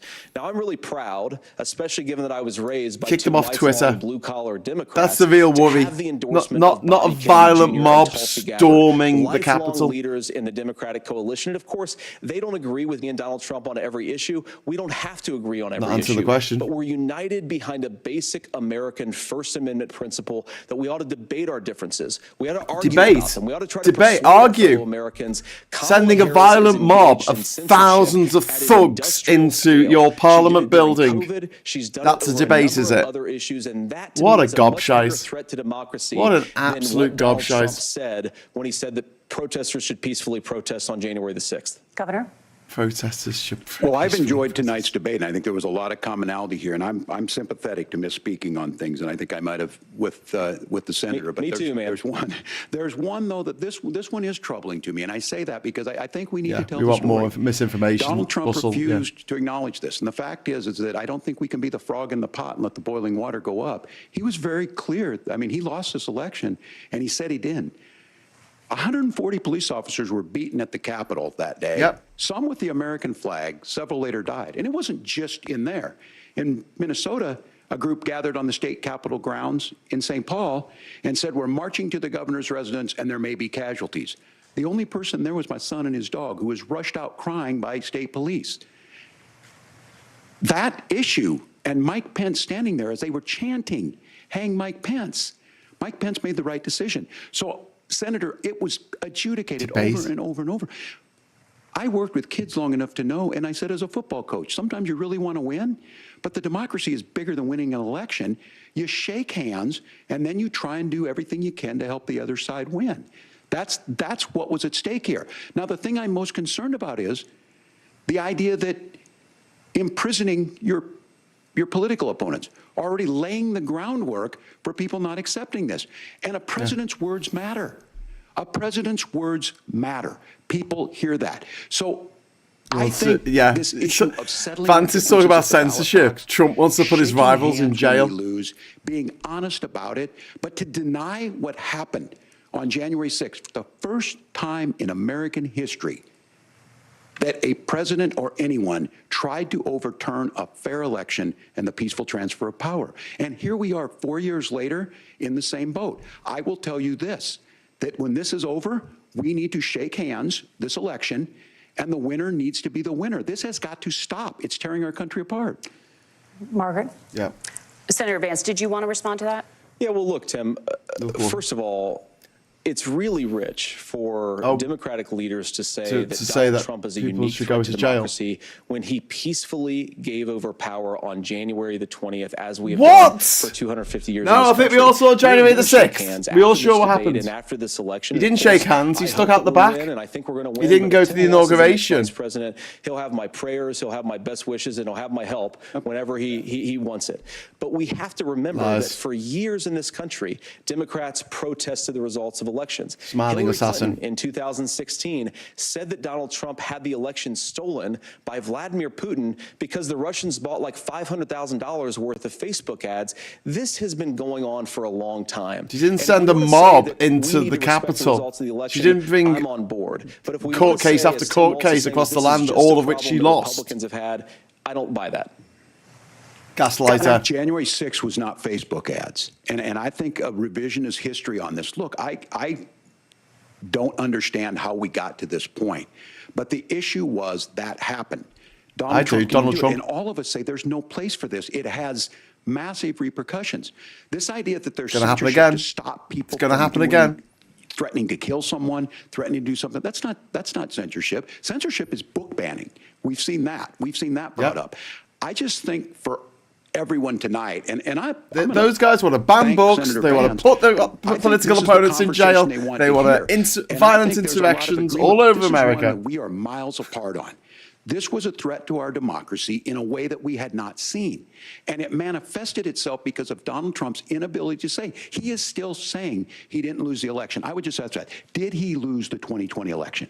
Tim, I'm focused on the future. Did Did he? Kamala Harris Yes or no? censor Americans from speaking their mind in the wake of the 2020 COVID situation? That is a damning non-answer. It's a damning non-answer for you to not talk about censorship. Obviously, Donald Trump and I think that there were problems in 2020. We've talked about it. I'm happy to talk about it further. But you Didn't guys answer the attacked question. us for not believing in democracy, the most sacred right under the United States democracy. Not believing in democracy by banning books. You ban books. There's no First Amendment right to misinformation. You ban books. Kamala Harris wants to You don't let women have control over their own body. To talk about freedom. That is a threat to democracy that will long outlive this present political moment. I would like Democrats and Republicans to both did he win? reject Did he win? censorship. Come Let's on, persuade moderators, one another. ask him. Let's Ask argue him. about Did ideas, Trump win in and then let's come 2020? together afterwards. You can't fire in a crowded theater. That's the test. That's the Supreme Court test. Tim, fire in a crowded theater. You guys wanted to kick people off of Facebook for saying that Facebook, you put a violent mob in the Capitol. Theater. That is criticizing the policies of the government, which is the right of every American. Senator, the governor does have the floor for 1 minute to respond to you. Yeah, well, I don't run Facebook. What I do know is I see a candidate out there who refused, and now again, and this, I'm pretty shocked by this. He lost the election.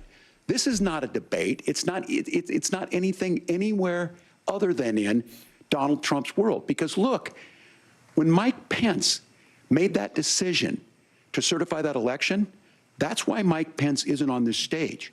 What I'm concerned about Donald Trump tried to kill him. Where is the firewall with Donald Trump? Where is the firewall if he knows he could do anything, including taking an election, and his vice president's not going to stand to it? That's what we're asking you, America. Will you stand up? Will you keep your oath of office, even if the president doesn't? And I think Kamala Harris would agree. She wouldn't have picked me if she didn't think I would do that, because of course that's what we would do. So America, I think you've got a really clear choice on this election of who's going to honor that democracy and who's going to honor Donald Trump. Governor, your time is up. Thank you, gentlemen. We will be right back with both of our candidates. What? The CBS News vice presidential debate. Is it still going on? Oh, God, I thought it was 90 minutes. They said 90 minutes. Bloody hell. Right, I'll try and remember to turn the volume back up. Oh, Jesus. Yeah, I'll try and remember to turn the volume back up. I'll tell you what, I'll turn off that animation to stop that coming off every ad break. Slam dunk the funk. MAGA has taken a lot out of my brothers and sisters over here. Says Net Girl Jimmy. Yeah, I can imagine over in America, like the way that the Republicans behave, like it's no big deal. And it is just, I mentioned gaslighting earlier, it is just the most monumental piece of gaslighting that they're like, no, it's fine. Everything's fine. There's no problem. Everything's normal. Everything's not normal in America when you have a vice president candidate who is only there because Trump tried to kill the last one. Like, literally tried to kill the last person who was his vice president. Sent a violent mob into the Capitol building to hang Mike Pence. And now this clown is standing there going, yeah, well, I can't answer that question of whether he actually won or not. Who's to know? Yet the election, they had an election. Every single state of the union validated those votes. They validated those the electors of the Electoral College going to Washington and declaring who they voted for. And that's what Trump wanted to stop, because he had the phony elector scheme, he had the January 6th insurrectionists, the people who were roaming around the America's Parliament building with Confederate flags. The side that lost. The same lot. They always hang around with like Confederate flags, the Nazi flag. They're very fond of the Nazi flag. Say flags of the side who lost every time. Do they not get bored of losing? Like, historically, they're on the losing side. They're on the wrong side of history every time. When it comes to women's rights, civil rights, when it comes to gay rights, trans rights, they're always on the wrong side of history. Because they don't care about the march of progress. They just want things to stay the same somehow. But they never do. Life moves on. Things change. Oh, I don't like change. It's scary. Stop scaring me with change. You know, the Conservatives and the Republicans, they're just like a rather annoying small child who sits in the corner with their fingers in their ears going, la, la, la, la, la, I can't hear you. It's just painful to watch grown men and women spout this kind of shit. And then other grown men and women, like, agreeing with it, seeing it and go, yeah, that's the person I want to vote for. That liar, that charlatan, that insurrectionist. You know, that person who tried to overthrow our democracy. God, that you know, you can't argue with his business acumen. Can you not? This is the guy who bankrupted multiple casinos. If we're talking about Donald Trump, you've got to put him in charge of the economy because he did such a great job last time giving tax cuts to the filthy, filthy rich. Leanne Scott, the stirring the pots. Chaos merchants, enablers, awful. One Angry Pagan says, is it possible from what I've heard of Alaska of all places could turn blue? I doubt it. No sugar and a little bit of milk, please, Dave. Yeah, I want to go get another coffee. I drank me coffee within the first 5 minutes of the bloody debate. I'm gagging now for some coffee. Graham, you need some coffee, sister. Yeah, probably. Scott says, I don't like Reagan, but I think he must be spinning in his grave at the new cohort of Republicans. You know, he set all this in motion. You know, he was nothing more scary than someone coming to your house saying, I'm from the government. Don't let the government do things. You know, this is the guy who was the head of SAG, SAG-AFTRA as it is now. He's the head of the Screen Actors Guild. Union, that's a union for actors. And we're coming back in now. And then he decided to become a union buster. The closing statements. Okay, closing statements. Thank God for that. Virtual coin toss and elected to go last. So, Governor Walz, you are first. You have 2 minutes. Well, thank you, Senator Vance. Thank you to CBS News. And most importantly, Both thank you to all of you. debates, If you're still up and the Republicans and got the last who miss word. Dancing with Our Stars, I appreciate it. But look, the support of the democracy matters. It matters that you're President here. Carter is 100 years old. I'm as surprised as anybody It's amazing. of this coalition that Kamala Harris has built. From Bernie Sanders to Dick Cheney to Taylor Swift, and a whole bunch of folks in between there. And they don't all agree on everything, but they are truly optimistic people. They believe in a positive future of this country and one where our politics can be better than it is. And I have to tell you, that better than it is the sense of optimism that there can be an opportunity economy that works for everyone, not just to get by, but to get ahead. And the idea that freedom really means something. Not the freedom of government to be in your bedroom or exam room, but the freedom for you to make choices about yourself. Now, look, we all know who Donald Trump is. He's told us, and as Maya Angelou said, believe him when he told you that. His first inaugural address talked about American carnage, and then he spent 4 years trying to maybe do that. Senator Vance tonight made it clear he will stand with Donald Trump's agenda. He will continue to push down that road.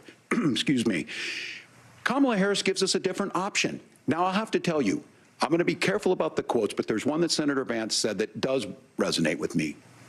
He said, Donald Trump makes the people I care about afraid. A lot of America feels that way. We don't need to be afraid.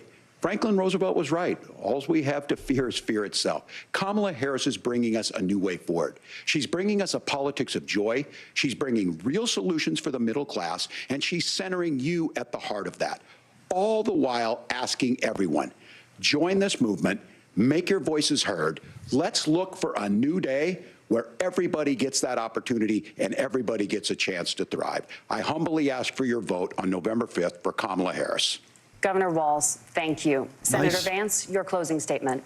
Well, I want to thank Governor Walz, you folks at CBS, and of course the American people for tuning in this evening. And one of the issues we didn't talk about was energy. And I remember when I was being raised by my grandmother, when she didn't have enough money to turn on the heat some nights because Ohio gets pretty cold at night and because money was often very tight.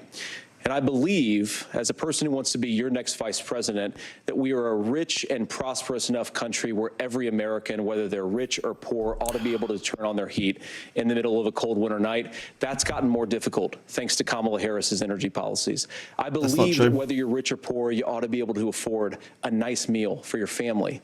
That's gotten harder because of Kamala Harris's policies. These are lies. I believe that whether you're Lies. rich or poor, you ought to be able to afford to buy a house. You ought to be able to live in safe neighborhoods. Yeah, all these things makes it more difficult because of vulture capitalists like you sucking the marrow out the American people. To do what Kamala Harris does when she stands before the American people and says that on day one, she's going to work on all these challenges I just listed. She's been the vice president for 3.5 years. Day one was 1,400 days ago, and her policies have made these problems worse. Now, I believe that Trump's policies of give tax breaks to the rich. Who can't afford everyone food, else can just die. Have the grace and generosity to ask me how this I'm guy doing just keeps and to on tell me to lying. pray for my He's family. lied What so that has much taught tonight. me It's very is that we have frustrating. the greatest country, the most beautiful country. I don't the most understand incredible why people the anywhere in moderators the couldn't world. fact check But in real they're not time. going to be able to achieve their full It just dreams benefits liars. with the broken leadership that we have in Washington. They're not going to be able to live their American dream if we do the same thing that we've been doing for the last 3.5 years. We need change. We need a new direction. We need a president Walz who's is just already a done nice, this once before. a nice and did it freaking well. guy. Please vote for Donald Trump. And whether you vote for me or vote for Tim Walz, I just want to say I'm so proud to be doing this, and I'm rooting for you. God bless you, and good night. Senator Vance, thank you. And thank you both for participating in the It wasn't really a vice full-throated presidential support debate of this Trump there, was election it? cycle. I'm Just Margaret how Brennan. Walz And I'm was Nora very O'Donnell, and a positive, reminder, there are whereas just Vance was 35 like, days they're really until crap. Election Day. Please get out and vote. And for all of us here at CBS News, thank you and good night. Good night. Good night, America. Go and kiss him. Give him a kiss. I'm having a chat at the end. Do you think that the how do you think that debate went? Let me know in the chat. I'm going to be on for another few minutes, and then I'm going back to bed, which is something I'd probably suggest that you do if you're not watching this in bed. I don't know, on your phone or something. I was just realizing that me putting up the fact check is a bit difficult to. It's a bit difficult to read if you're not on your phone, but you know it's if you're watching on your telly, it'll be alright. Big widescreen TV. Sean said, I actually enjoyed that. Sean, oh my God, really? Okay. Paul said, ooh, he never said vote for Trump. Yeah, no, Paul, he didn't. So, like, it wasn't a full voted thing, like, oh, I think you should support Trump. He was like, yeah, just vote for who you want to win. Anyway, ask about Ukraine, damn it, said Net Girl Jimmy. Yeah, well, there's a lot of things that didn't come up in that debate. I wish they'd done more about what happened on January the 6th. I wish they'd done more about Trump's... Well, I suppose they talked about Trump's attempt to get rid of Obamacare, but then Vance just lied a lot about it. Like, he just lied and said, oh, yeah, Trump was trying to help the Affordable Care Act. He wasn't. He was lying about that. I wish there had been fact checking as it went. I think identified about 7 times in that where JD Vance just came out with absolute outright lies. And there's a bit of difference between misspeaking. Like, if someone asked me about my travels around the world, sometimes I get mixed up from years and years ago of like, oh, was I there when that happened? Was I there? Yeah, that... Because things happen around the world, and if you're in that neck of the woods, it can feel a lot more immediate than it possibly is. But yeah, especially if it was 30 odd years ago, Jesus. But yeah, there's a bit of a difference between misremembering what you were doing 30 years ago, 35 years ago in China, and literally saying that Donald Trump won an election that he just decisively did not win, and making excuses for what he did on January the 6th, which was disgraceful. And got some more fact checks coming in. I put up the did Trump save Obamacare, which was something that Vance said. Something else Vance said. But also Walz said that border crossings are down compared with when Trump left office.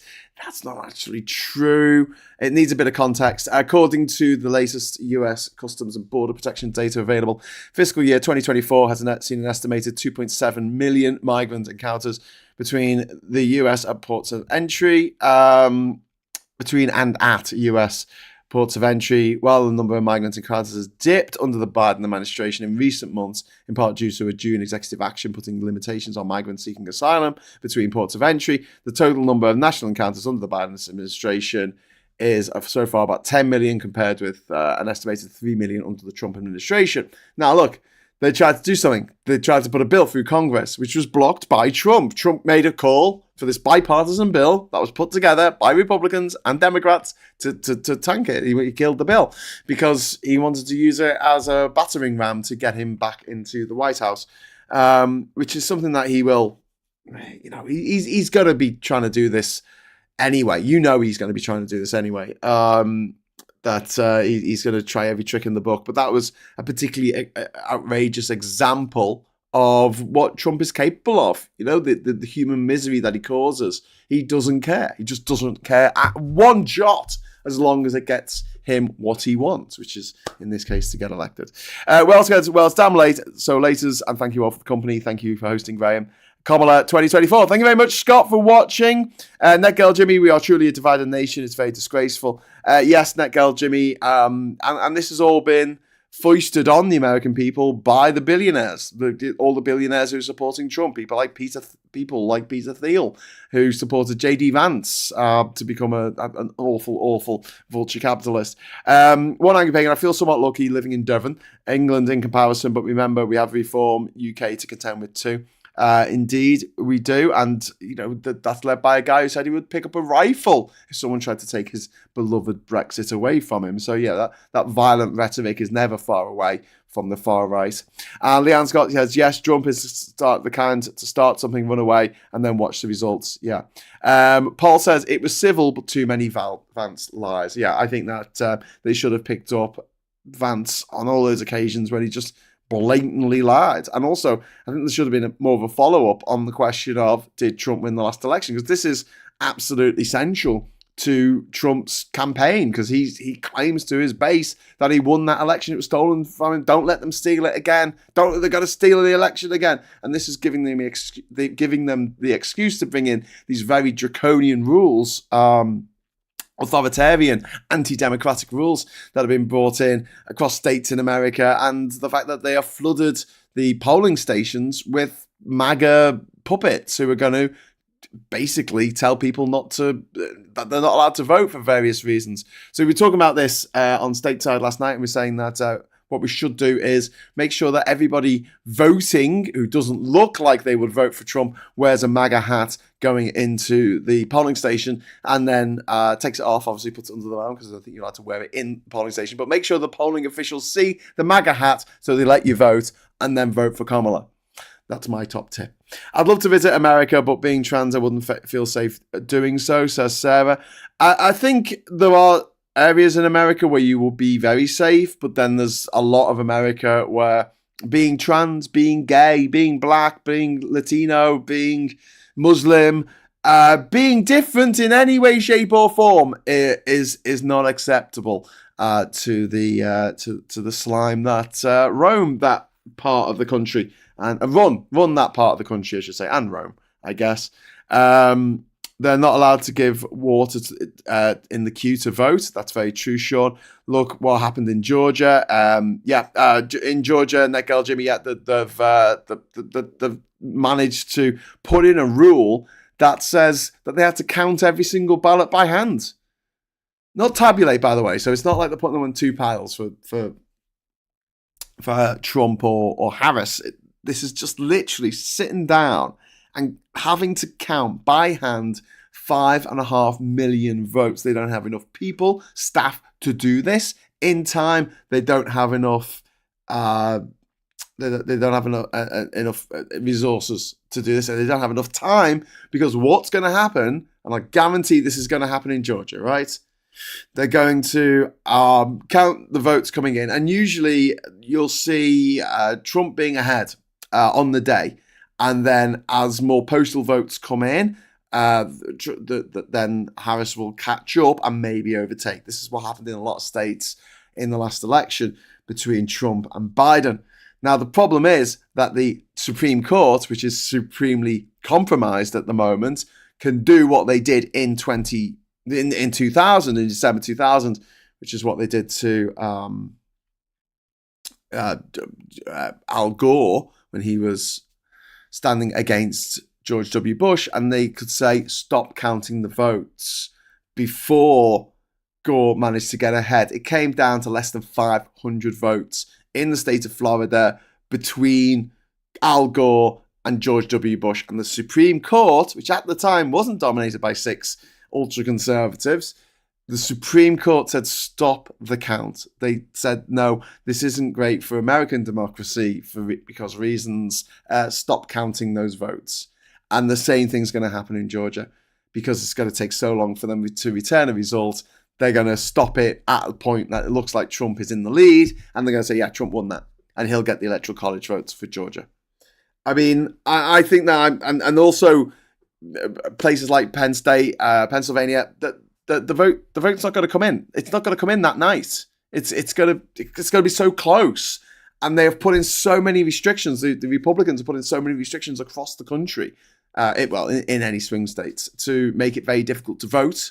The Supreme Court gutted the Voting Rights Act, and the states are free to fuck with democracy, which is essentially what they're doing.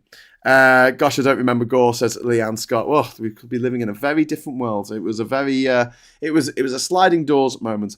That's how they make it look suspicious. Top Gear got chased out of the South for having gay on the car. Yes, they did. They also had Hillary for president on there.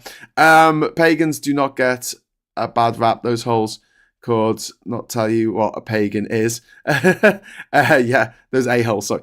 I'd love to go to America. This is from One Angry Pagan, to see all the various environments and ecologies in the wilderness. Unfortunately, being pagan, although they'd be welcome in the cities, and they don't really like cities. I don't think they'll know. I mean, it's not something that they can probably identify by looking at you, I don't think, unless you dressed up somehow. But I mean, the way that women are discriminated against, the way that trans people are discriminated against, gay people, black people in particular. I mean, it's obvious. You can see they're black. I mean, you can't see that everyone's gay, obviously, but there are certain signs for those of us blessed with gaydar that we can say, yeah, that's probably a gay person. That's cool. Let's go to a party. Let's go to a gay bar. Yeah. When it comes to your own personal religion, it can be that difficult. I mean, I guess being Muslim, people will just look at someone who's brown and go, oh, they're obviously a Muslim, but they might not be. They might be a Sikh. They might be a Hindu. They might be a Buddhist. Could be an atheist. Could be a Zoroastrian, for all they know. But the assumption is that, they look Middle Eastern, so they're probably a Muslim. And that's a big issue, not just in the US, but in the UK as well. This discrimination where they look at you and go, not having that. You look different to me. You've got a different accent to me. Lots of pagans in America, says Paul. There's pagans. There's also Satanists. There wasn't an abortion center that was set up by Satanists and said it's our religion. Smart. How are you still up? I'm up because I'm having a nervous breakdown. What's your excuse? Says Damien. I got up to do the bloody the watch party. So it's that way. It's mirrored on my camera, but it's not mirrored on the screen. I'm sorry to hear you're having a nervous breakdown, mate. Don't do that. Try not to. I know it's a bit flippant to say don't have a nervous breakdown. But things are getting better, at least in this country. And although they're not sorted in any way, shape or form, at least the worst of the Tory scum have been swept from office and they are no longer in charge of the country. So, that's a win. I'm going to chuck that up as a win because I need some wins. And also, the last coal-fired power plant in the UK closed down yesterday. Brilliant. Fantastic. That's actually made me feel proud of my country for the first time in frickin' ages. I'm talking about maybe over a decade. Probably 12 years. Probably the last time I felt proud of my country was the opening ceremony of the Olympics in 2012. And the subsequent wins in the Olympics and Paralympics. That was it, I think. Yeah. I can't think of a moment since then where I thought, good on you, Britain, but we are the first developed nation to completely do away with coal in our energy mix. Meanwhile, Trump in America is saying, drill, drill, drill, while the people of North Carolina are getting absolutely destroyed by climate change, which Vance doesn't think is real. Let's suppose that climate change is a thing. Yeah, right. Anyway, it is 4 o'clock in the morning. I'm going to have to get going now. So thank you so much for watching tonight on our watch party. I think that's the last debate before the election. Obviously, when the election happens, we will be here. We'll be doing an absolute marathon session. Oh, we're going to be out for a long time. Up for a long time, I think, because it's going to take a while to get the results through of the election, whatever happens, unless Kamala gets an absolute landslide victory, but I don't think that she will.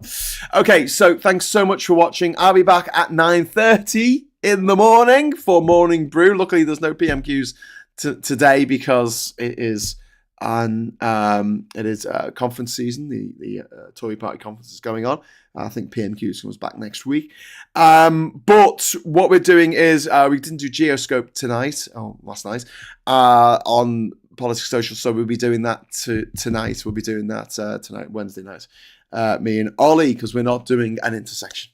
Okay, so we're going to replace intersection with Geoscope, and we'll be talking about this debate and the fact that it's all kicking off in the Middle East right now, which we need to cover. Okay, so thank you very much for watching. Thank you very much to One Aggie Pagan, Sean, Paul, Netgirl. Thanks for the super chat as well. And Russell and Leanne Scott. Thanks to everyone for watching. And until next time, I'll say give us a like on the way out. And hello, good evening, welcome, and goodbye.